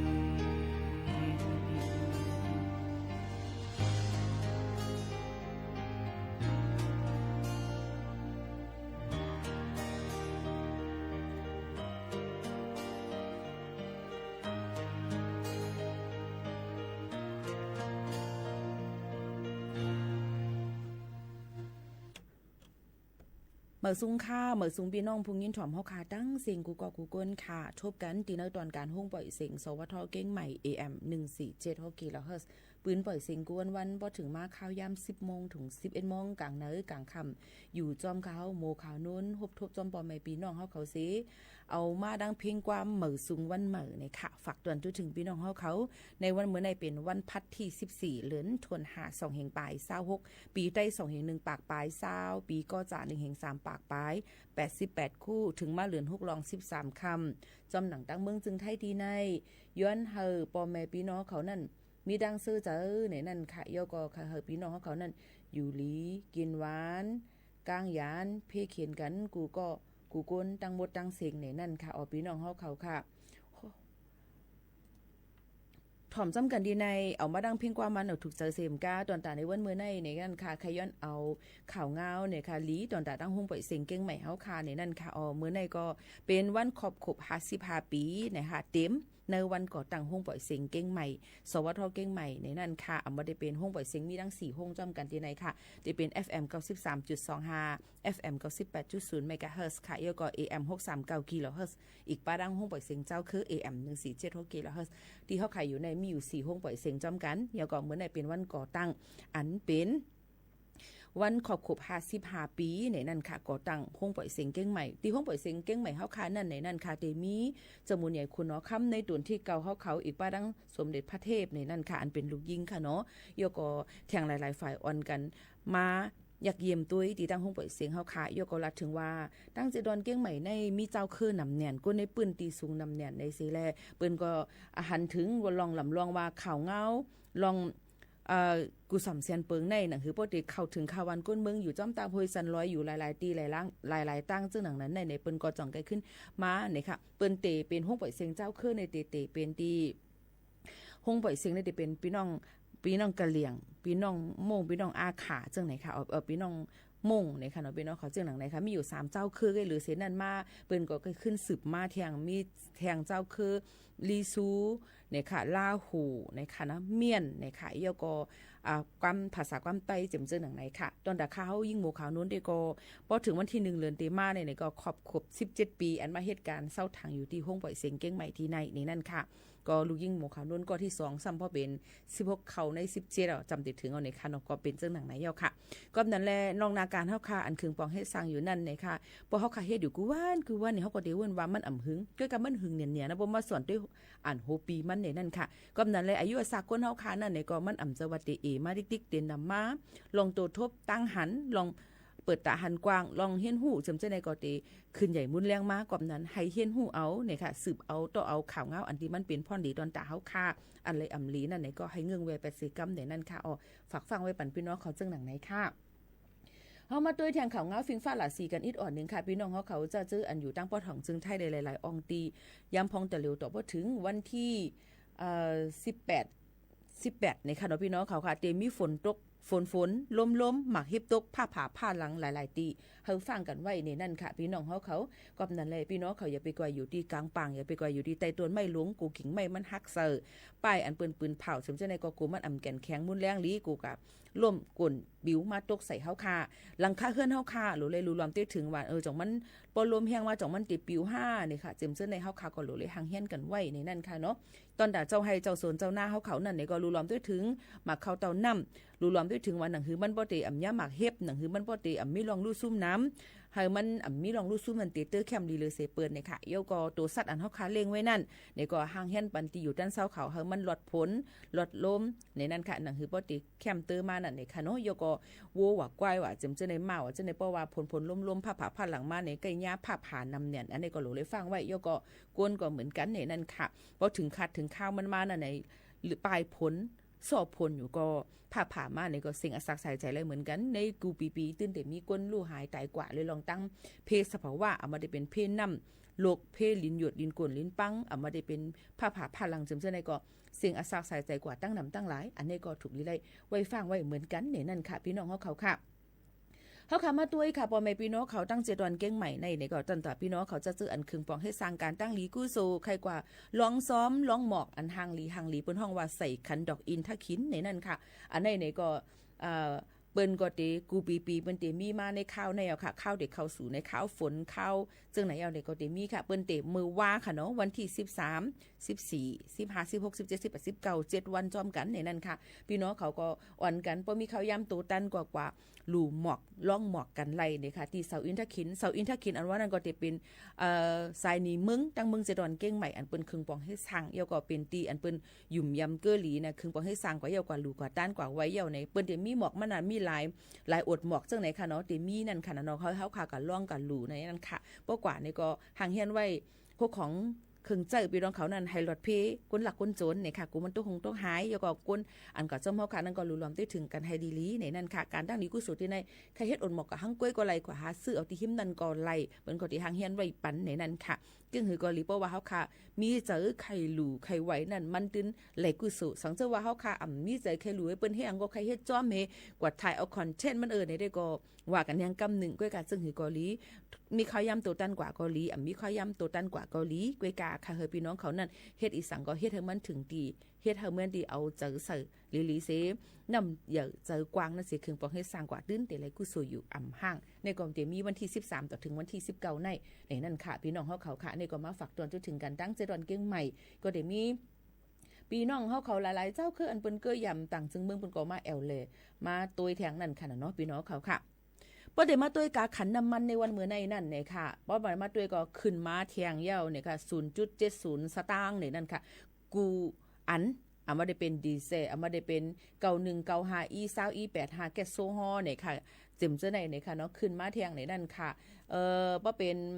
ก็ได้ขึ้นมา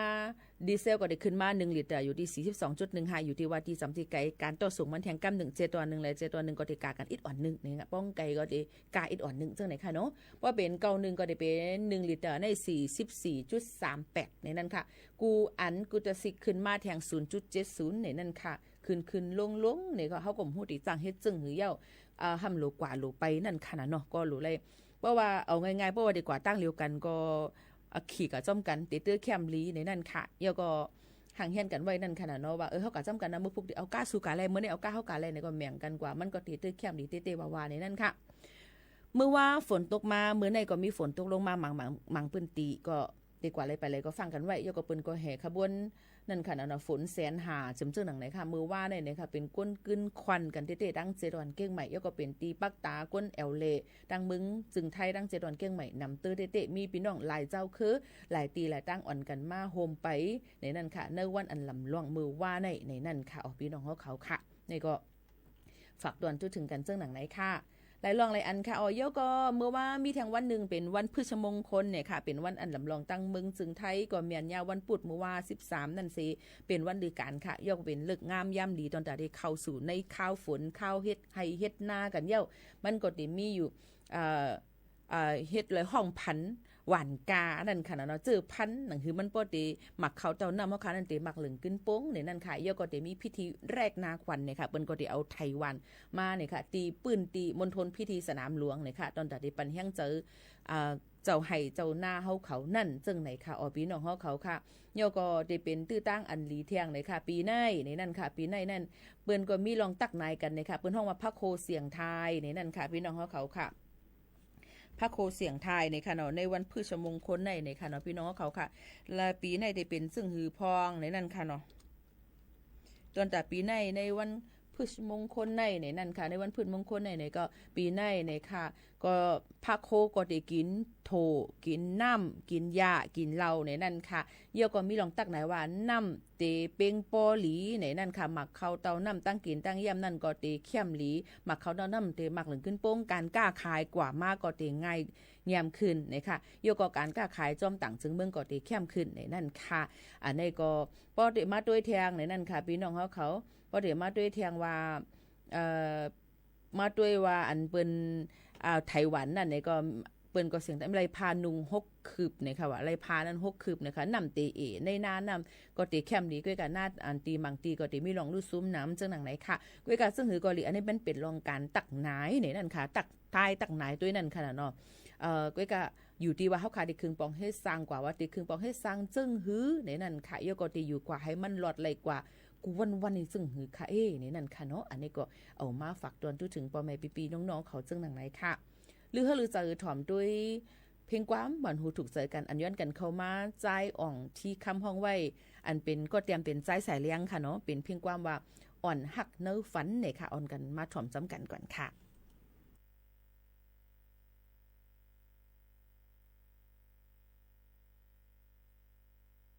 กิ่งย้ำลึกเย็นมีคนมาเศร้าอยู่เนื้อพันอำหูอยู่ที่พักเลิกพายเลิกมาอำตักอำห้องไปซ่องเย็บยันมาเนื้อพันเพียวมาเนื้อพักดูหูใจเย็นเป็นพันเงาอยู่เยี่ยมเยาเป็นฝันเก่า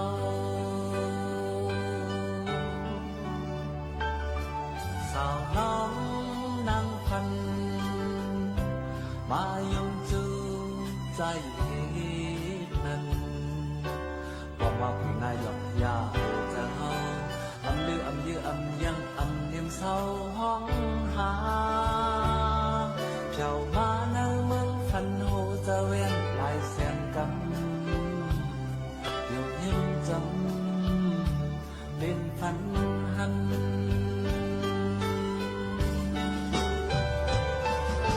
เมื่อแรงมาปนขึ้นเลือดเขียวเมื่อนางสองปลายขึ้นก็เร็วบอกบันตั้งหาจันคู่เสียมเอาคืนตัดมัดมันอ่านสอบเตาต้องกำเนิดอกอ่านเต็มเอาดอกไม้คือปืนอ่อนหักเนื้อฟัน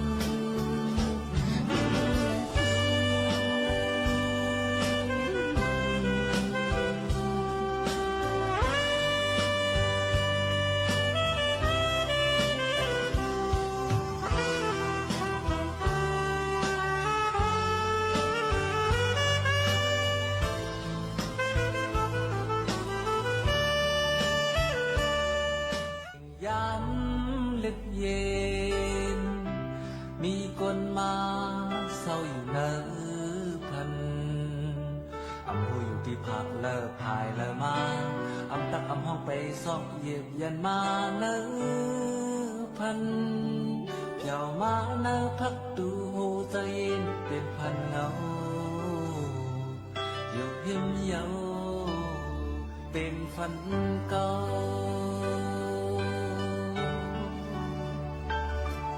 สาวน้องนางพันมายงจูใจเหตุนั้นบอกว่าผู้นายกยาจะเฮาอำลืออำยืออำยังอำเนียมเศร้าห้องหาเพียวมาในเมืองฟันโหจะเวียนลายแสนกำอยู่เห็นจำเป็นฝันหัน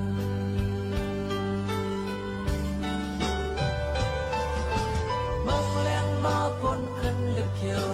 เมื่อนางสองปลายขึ้นก็เร็วบอกบันตั้งหาจันคู่เสียมเอาคืนตัดมัดมันอ่านสอบเตาต้องกำเนิดอกอ่านเต็มเอาดอกไม้คือปืนอ่อนหักเนื้อฟัน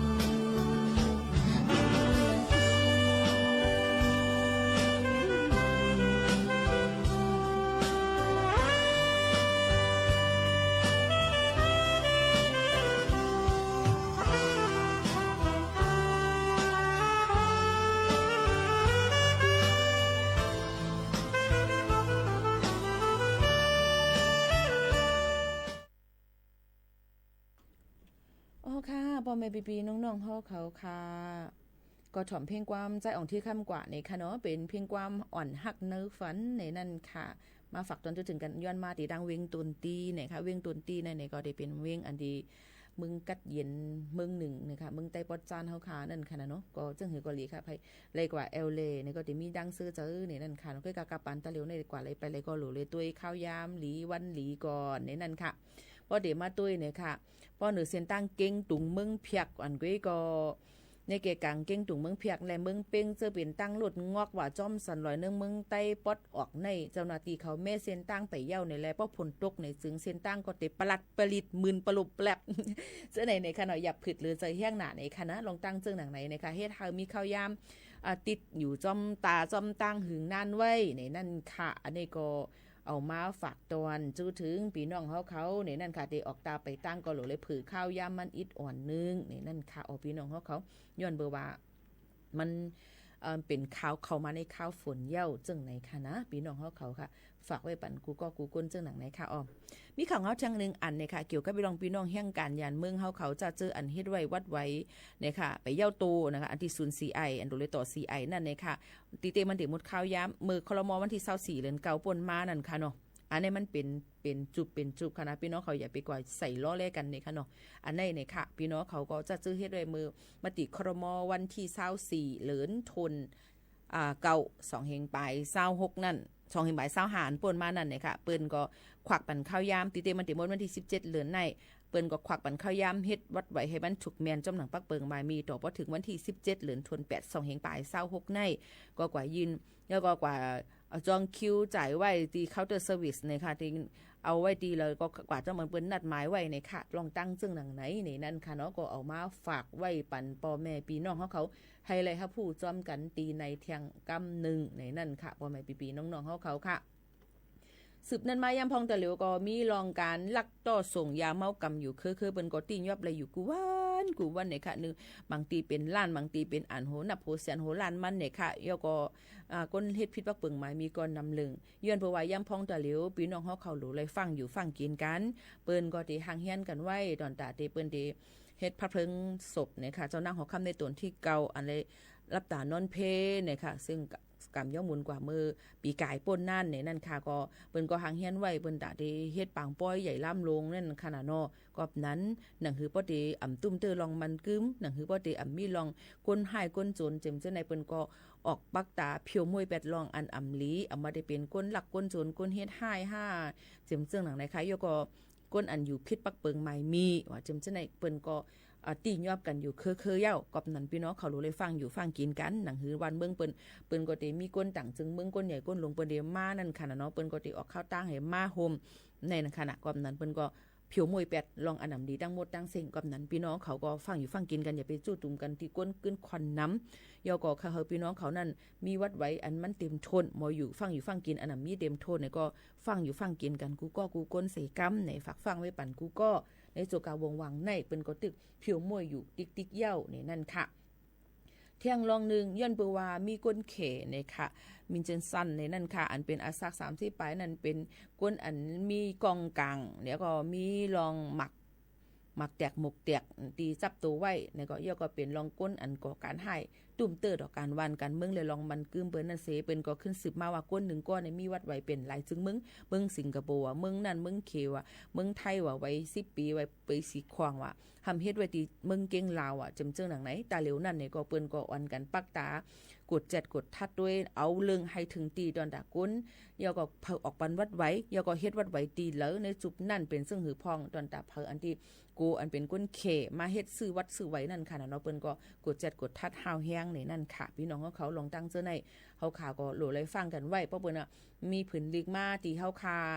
าถูกดีเลยกว่ายืนยันข้อกว้างเปิ้นได้สืบสวนใส่ไต่สวนเฮาขานั่นไหนก็เฮาขาก็โหลเลยกว่าลัดเนเปิ้นนั่นค่ะเนาะพี่น้องเขาค่ะในก็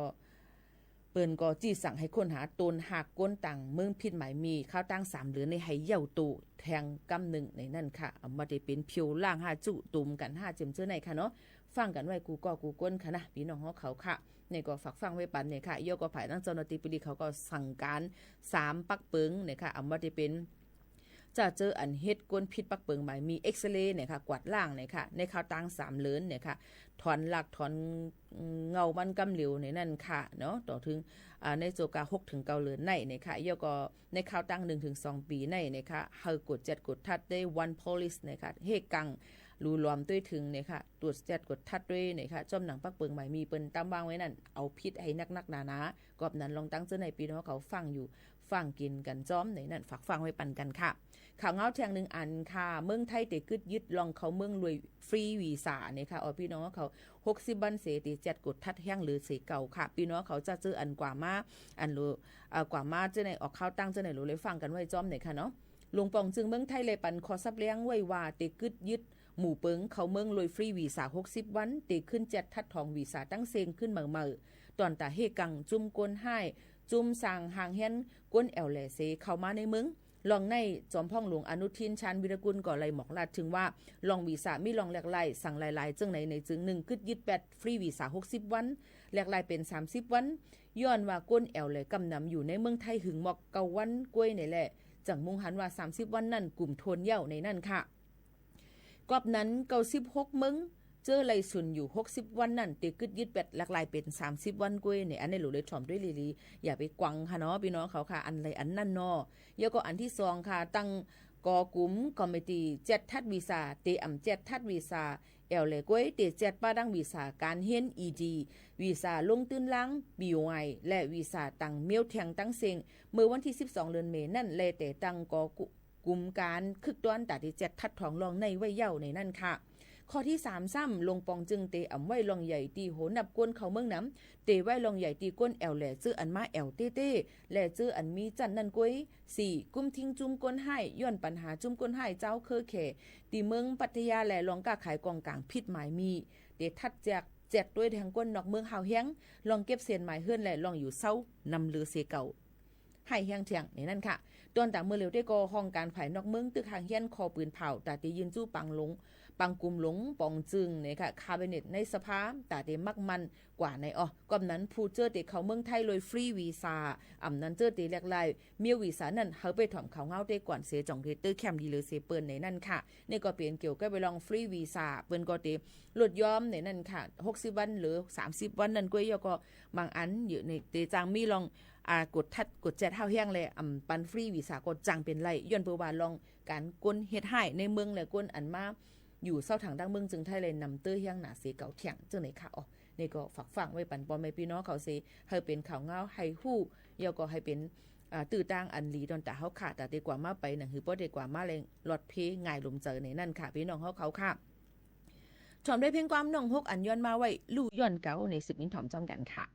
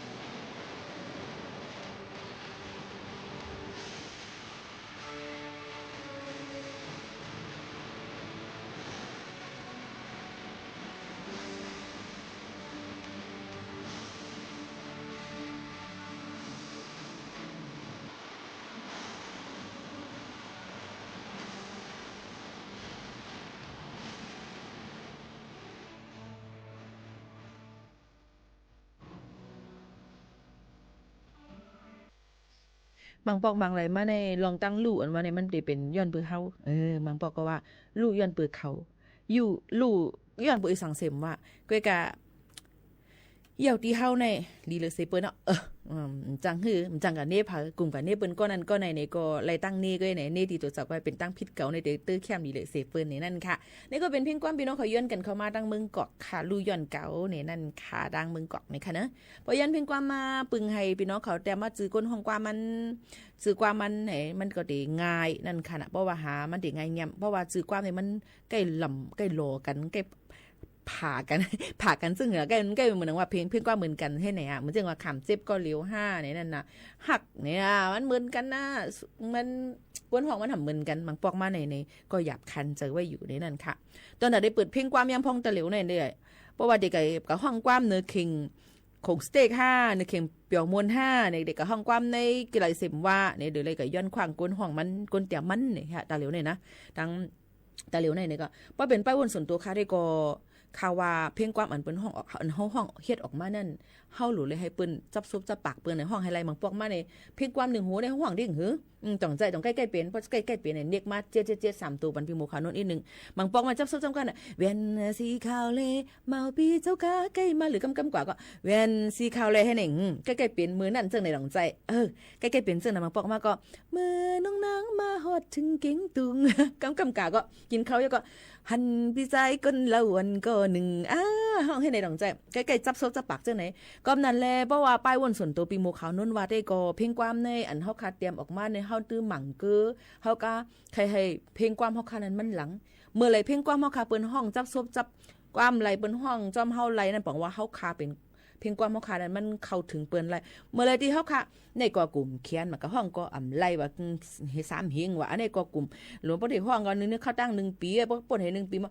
พาเดมาห้องเฮาค่ะล่ะมีไผใครห้องเฮาค่ะเพราะนั้นเผาดื่มใครห้องอย่าว่ากลุ่มเขียนล่ำเขียนกันให้นั่นหนูติ๊กๆนี่ค่ะเนาะก็นั้นไปวนเฮาค่ะในมันหลูไรเปิดกว้างตอนน่ะเพ่งความต่างจึงเมืองเปิ้นมีเขาว่าซองเปิ้นมีเก่าว่ามันเป็นห้องเพ่งความมาหล่ำเทียงต่างอันเนี่ยเปิ้นทั้งห้องเปิ้นก็เตรียมว่าก้นห้องมันเตรียมมันเผาเปิ้นก็มีไว้อยู่มันก็ว่ากำนำไปวนพี่น้องเฮาค่ะมังเจอก็ว่าเขาก็ห้องความนั่นน่ะเขาย่ำลาแล้วก้นเตรียมมันเป็นเผาอีหังว่าข้าถามได้ด้วยว่าเนื้อเข่งเปียวมวนเนื้อห่านขายตั้งกินนั่งยำเนื้อห่านขายในเสียงอาหารจ้ะเนี่ยเปิ้นห้องเพียงความเนี่ยทำตีเลยลาดป้าค่ะเฮาว่ามือซุงคาเฮาจื้ออันนั่นผมจะปึงอิงกุงพระราตราสังขาเจ้าเฮาเขาเจ้าตีเจ้านำเจ้าลิ้น10นาผ้า8นาเมืองสิเจียง8ป่าสินา8ภายเขาจื้อก้อนนั่นเกิดมือคันนั่นเดี๋ยวห้องความก้นในเตรียมมือปีนั่นห้องอัดตีในผือจุติห้องในก้นถอมันมีเอาค่ะก็นั้นเฮาหลูเลยวนว่ามังลองมังอันมามันอยู่กับตีมันมังอันนั่นนี่ก็มันก็ติมีแบบว่าเฮาจุดลิเลลัดซึ่งหือบางทีมาเฮาก็หลูเลยคึงปองให้สั่งกว่าซึ่งหือเนี่ยกลุ่มกล้วยว่ากลุ่มมะลาดว่าก้นเตรียมมันความก้อนไหนว่าใจเสียงหันเตรียมเมื่อปี1เห็นเก่าปาก89เข้าห้องอัดเมื่อปี2เห็น2ว่าเฮ็ดออกมาเมื่อปี2เห็น3มาลื่นหลังมาเมื่อ2เห็น4มันไปถ่อมแล้วเฮ็ดปอกค่ะก็นั่นแหละเฮาหลูเลยเปิดตาหันกว้างมังลองมาอันเจอบางลองมาอันมานั่นเนี่ยเฮาขาก็ฉุบลิเลยคึงบอกให้สั่งว่ามือเฮาขากับห้องเพียงความนั้นมันเป็นตีแล้วอำตับหลูลัดก็ไล่เขาว่ามันก็ห้องมันในรับตาลืมมึงกว่าเย้าค่ะมันเตรียมไว้มือมันมีอันก็หักมันซื้อก็นั่นเฮาก็มันไปเจ้าอย่างนั้นค่ะเนาะเฮาก็หลูเลยฮู้ตีฮู้ตั้งมันนั่นค่ะเนาะมันขึ้นใหญ่มันขึ้นกาเปล่าค่ะด้วยค่ะเปิ้นใน1โจมว่างเปิ้นได้มาเนี่ยเปิ้นว่าจะมีคอนเสิร์ตเป็นถ่อมเพลงความปางห้องความก็ไหนนี่1โจมว่างเนี่ยเปิ้นปันเนี่ยเปิ้นมีหังมาคันในเกกลางมันเปิ้นนี่คึงบอกให้สร้างหังก้อยเปิ้นค่ะ1โจมว่างนั่นในค่ะเนาะเปิ้นได้เฮ็ดห้องความเปิ้นเจิ้งหือนี่ค่ะอันนี้พี่น้องใต้เฮาในหำหลูเลยยองคืนหรือเลยยองกวนมันค่ะพี่น้องเขาอ๋อค่ะสืบเสในค่ะอยู่ดีในเสย้อนพิษหม่องเอากำนันติ๊กก้นถอมก็ไข่ปลายเนาะผลตัวย่อยของไข่ปลายน่ะไหนกำนั้นมันก็หลูเลยมีรองมีตังมันเนี่ยนั่นค่ะเพราะเป็นคอนเสิร์ตเพราะเป็นปางถอมเพียงกว้างแต่มันก็ติมีเป็นคักเป็นตอนกว่าเปิดตาหันกว้างหันเลี้ยงในตัวตั้งต่างจึงเมืองมันก็ติแคมแลบลีในนั่นค่ะก็มาฝากตอนจนถึงพี่น้องเขาเจ้าหนังไหนค่ะผมเจ้าภาพตอนกูก็เนี่ยมันก็ว่าใจถึงเนียนค่ะน้องพัดค่ะนี่ก็เป็นก้นอันซักกิ้วซักซุปนี่ค่ะต่อมอยตาขนตาหางนี่หางงามนี่ค่ะเนาะนี่ก็กว่าจ้องคิ้วก่อนไล่คิ้วยาวนั่นค่ะคิ้วยาวหน่อยเพราะปีโมกาในหลูเลยจ้องคิ้วไว้ก่อนนี่ค่ะพี่น้องเขาค่ะผมจ้องคิ้วในใหญ่ละลีกว่าค่ะคิ้วเต็มอยู่ดาสีนี่ค่ะนั่นก็ได้เปลี่ยนอยู่ดังโดตัดคำเต็งนะคะกว่าปีโมกานุ่นค่ะเคยอะไร เปิ้นห้องอีหังอ่ะกิ้วตาหังหลีหังงามคนตาหังหลีหังงามไม่กว่าหารดีช่างกันนั่นไหลนี่ค่ะเนาะไหนค่ะจังไหนเนาะก็เนี่ยนึกเขาลือใจเมื่อไกลพี่น้องเขาย้อนกันเข้ามาเพียงความจะถึงเมืองปั่นค่ะพี่น้องเขาย้อนมาต้องตึกอยู่ค่ะจะถึงเมืองปั่นอีหมู่เขาโดนได้เปิดปันยาวค่ะนะแค่ดอกเปิ้งมุมมองทอมค่ะเนาะว่าเปิดปันยาวว่าอันใครย้อนกับเมื่อไกลย่ำไปเปิดหลายยาวาล่าๆเลยค่ะจะถึงเมืองปั่นค่ะ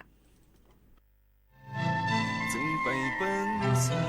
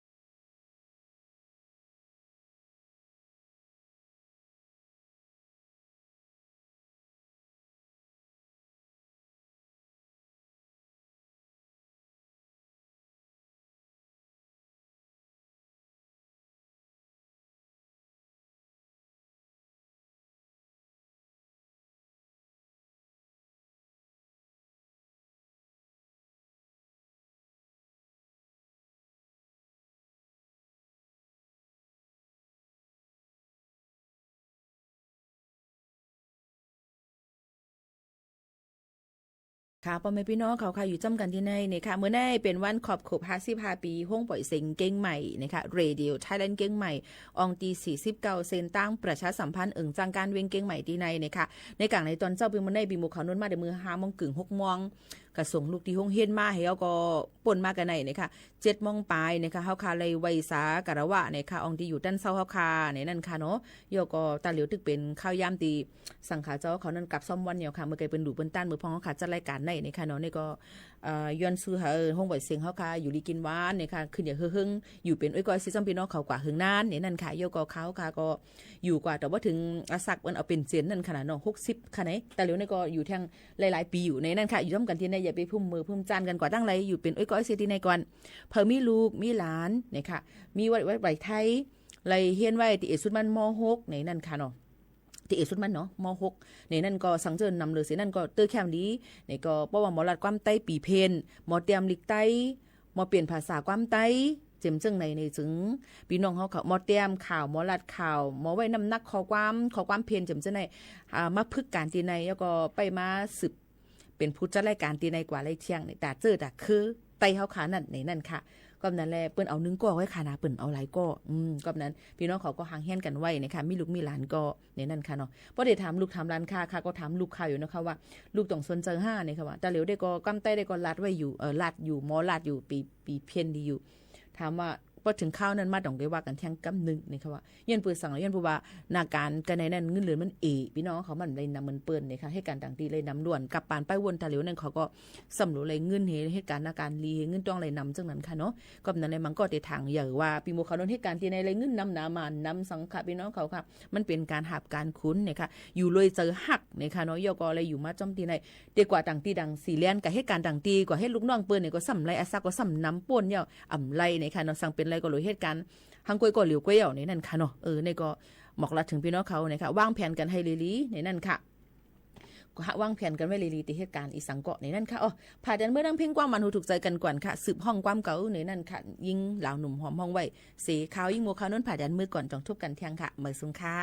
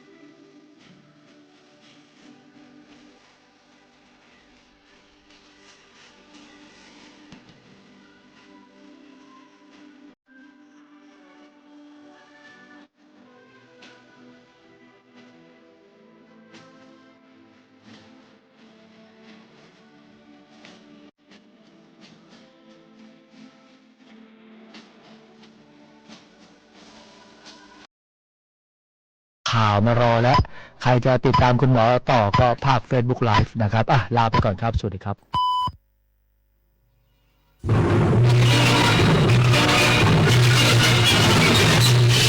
สถานีวิทยุกระจายเสียงแห่งประเทศไทยและเครือข่ายทั่วประเทศเสนอข่าวต้นชั่วโมงรู้เร็วรู้จริงเกาะติดทุกสถานการณ์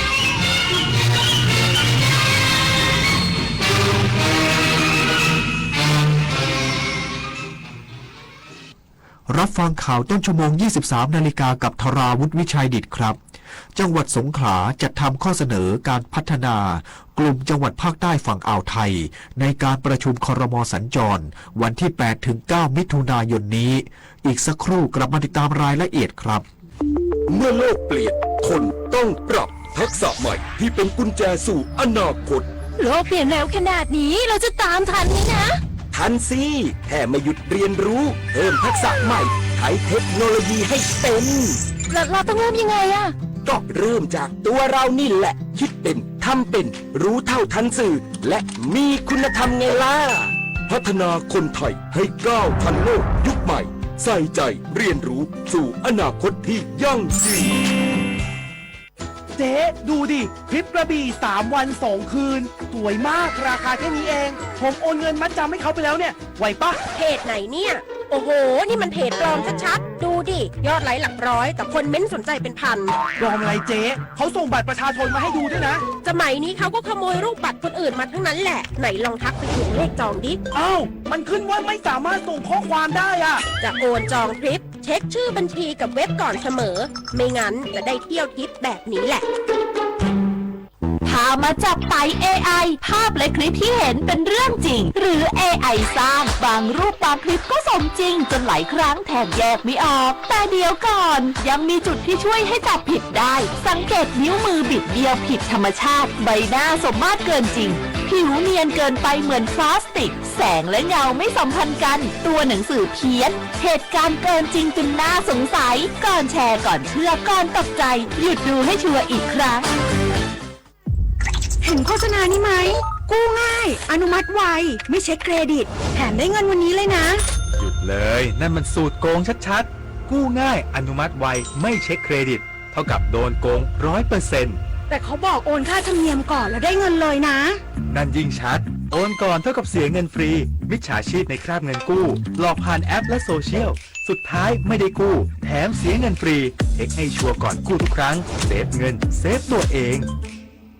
จังหวัดสงขลาเตรียมจัดทำข้อเสนอการพัฒนากลุ่มจังหวัดภาคใต้ฝั่งอ่าวไทยในการประชุมคณะรัฐมนตรีอย่างเป็นทางการนอกสถานที่ผลักดันเศรษฐกิจโครงสร้างพื้นฐานและแก้ปัญหาน้ำท่วมอย่างยั่งยืนนายรมฎอน ไฮยีอาแวรองผู้ว่าราชการจังหวัดสงขลาร่วมประชุมผ่านระบบสื่ออิเล็กทรอนิกส์กับกระทรวงมหาดไทยเพื่อจัดทำข้อเสนอและวาระการพัฒนากลุ่มจังหวัดภาคใต้ฝั่งอ่าวไทยเตรียมเสนอในการประชุมคณะรัฐมนตรีอย่างเป็นทางการนอกสถานที่หรือครม.สัญจรครั้งที่ 1/2569 ซึ่งจะจัดขึ้นระหว่างวันที่ 8-9 มิถุนายน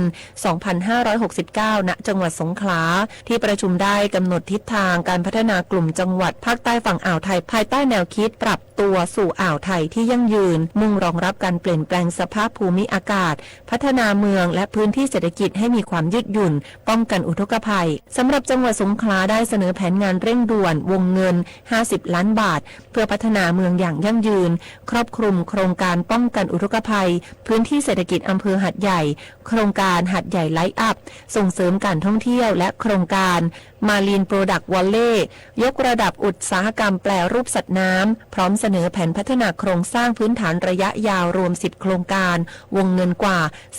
4,426 ล้านบาทอาทิระบบป้องกันน้ำท่วมถาวรอาคารพักพิงแนวตั้งและสนามกีฬาแนวร่มขนาด 5,000 ที่นั่งตั้งเป้าเพิ่มรายได้ท่องเที่ยวไม่น้อยกว่า5%และสร้างความพึงพอใจต่อการแก้ไขปัญหาของประชาชนไม่ต่ำกว่า85%ธัญวรรณ จิระโร สวท.สงขลารายงานศาลแพ่งเปิดศูนย์ช่วยเหลือประชาชนดำเนินคดีด้วยตนเองเพื่อลดภาระค่าใช้จ่ายเพิ่มความเข้าถึงความยุติธรรมอย่างเท่าเทียมนายสุริยัน หงส์วิไลโฆษกศาลยุติธรรมเปิดเผยว่าศาลแพ่งได้เปิดตัวศูนย์ช่วยเหลือประชาชนที่ดำเนินคดีด้วยตนเองอย่างเป็นทางการเพื่อยกระดับการเข้าถึงกระบวนการยุติธรรมแบบครบวงจรและรวดเร็วช่วยลดภาระค่าใช้จ่ายในการจ้างทนายความในคดีแพ่งที่ไม่มีความซับซ้อนให้ทุกคนได้รับโอกาสในการป้องกันสิทธิของตนเองอย่างทั่วถึงโดยศูนย์ดังกล่าวให้บริการในรูปแบบ One Stop Service ครอบคลุมตั้งแต่การยื่นฟ้องจนถึงคำพิพากษาแนะนำขั้นตอนทางกฎหมายอย่างเป็นระบบเป็นคดีที่มีเงื่อนไขทางกฎหมายไม่ซับซ้อน3กลุ่มหลักได้แก่คดีแพ่งสามัญคดีที่ไม่มีข้อยุ่งยากซับซ้อนและคดีอยู่ในเขตอำนาจศาลแพ่งเช่นคดีเช่าทรัพย์ที่มีทุนทรัพย์ไม่เกิน1 ล้านบาทและคดีผู้บริโภคที่มีข้อพิพาทไม่ซับซ้อนครอบคลุมทั้งกรณีที่เราเป็นผู้ซื้อแล้วโดนโกงหรือซื้อของออนไลน์แล้วสินค้าไม่ตรงปกรวมถึงคดีไม่มีข้อพิพาทที่ไม่ซับซ้อนโดยศูนย์ดังกล่าวจะเปิดให้บริการณอาคารศาลแพ่งทุกวันพฤหัสบดีและวันศุกร์เวลา 9 นาฬิกาถึง 16 นาฬิกาดูรายละเอียดเพิ่มเติมได้ที่เว็บไซต์ศาลแพ่งโดยนภา สุภรสมบัติรายงานฝ่ายปกครองกาบเชิงยกระดับการเฝ้าระวังพื้นที่แนวชายแดนไทยกัมพูชาโดยจัดชุดชรบ.ออกตรวจตราตลอด 24 ชั่วโมงป้องกันการลักลอบเข้าเมืองผิดกฎหมายและโดรนสอดแนมนายนิรันดร์ สุนทรสิรินายอำเภอกาบเชิงจังหวัดสุรินทร์ เปิดเผยถึงสถานการณ์ชายแดนช่องจอมขณะนี้ว่าได้สั่งการให้ทุกหมู่บ้านโดยเฉพาะ 27 หมู่บ้านตามแนวชายแดนไทยกัมพูชาจัดชุดชรบออกตรวจตราตั้งจุดตรวจจุดสกัดและเฝ้าระวังความสงบเรียบร้อยตลอด 24 ชั่วโมงพร้อมตรวจสอบบุคคลและยานพาหนะที่ผ่านเข้าออกพื้นที่ป้องกันการลักลอบเข้าเมืองผิดกฎหมายปราบปรามยาเสพติดและติดตามความเคลื่อนไหวที่อาจกระทบต่อความมั่นคงรวมถึงเฝ้าระวังโดรนสอดแนมในพื้นที่ชายแดนอย่างใกล้ชิดทั้งนี้เนื่องจากอำเภอกาบเชิงมีจุดผ่านแดนถาวรช่องจอมและช่องทางธรรมชาติอีก 16 ช่องทางจึงจำเป็นต้องยกระดับการเฝ้าระวังและเตรียมพร้อมขั้นสูงสุดเพื่อสร้างความปลอดภัยให้กับประชาชนในพื้นที่ชายแดนต่อไปกฤษดาสุนทรสวทสุรินทร์รายงานน้ำมันทุกหยดมีค่ารู้ใช้รู้รักษาวันข้างหน้าไม่ขาดแคลนจบข่าวธราวุฒิวิชัยดิษฐ์อ่านรับฟังข่าวครั้งต่อไปเวลา 6 นาฬิกาครับติดตามข่าวที่นำเสนอไปแล้วได้ที่ www.thainews.prd.go.th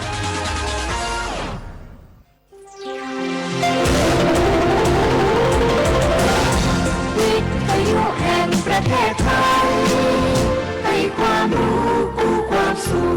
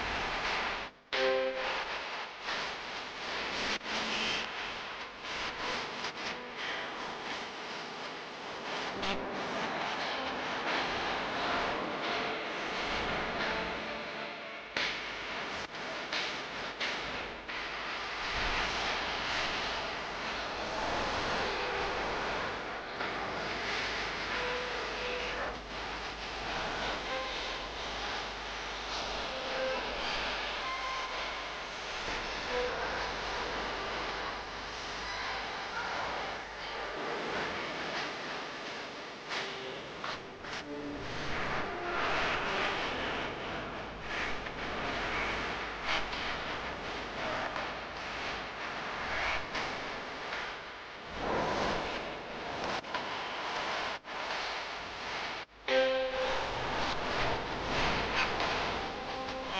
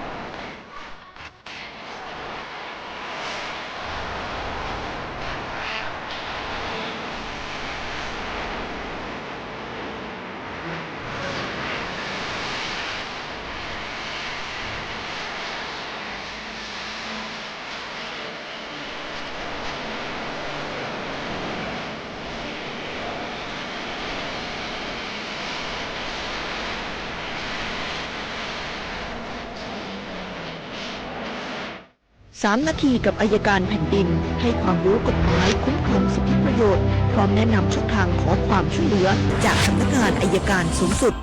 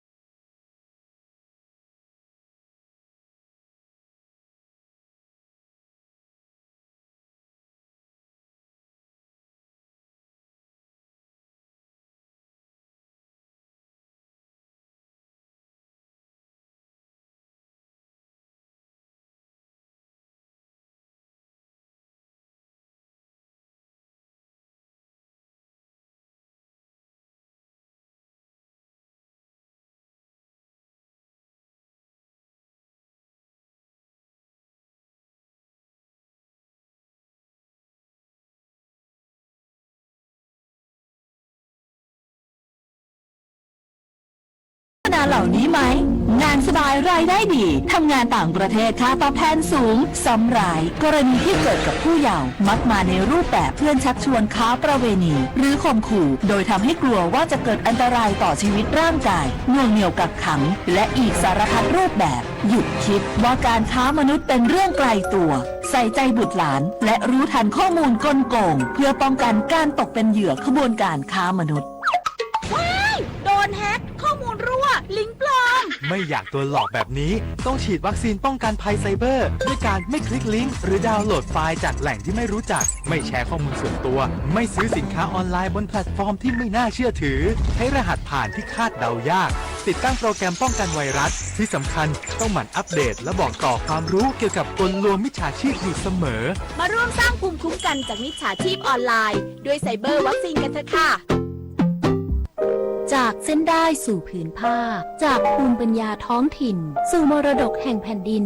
สมเด็จพระนางเจ้าสิริกิติ์พระบรมราชินีนาถพระบรมราชชนนีพันปีหลวงพระมารดาแห่งผ้าไทยทรงส่งเสริมสร้างอาชีพและยกระดับผ้าไทยสู่เวทีโลกผ้าไทยจึงไม่ใช่แค่ความงดงามแต่คือความภูมิใจของคนไทย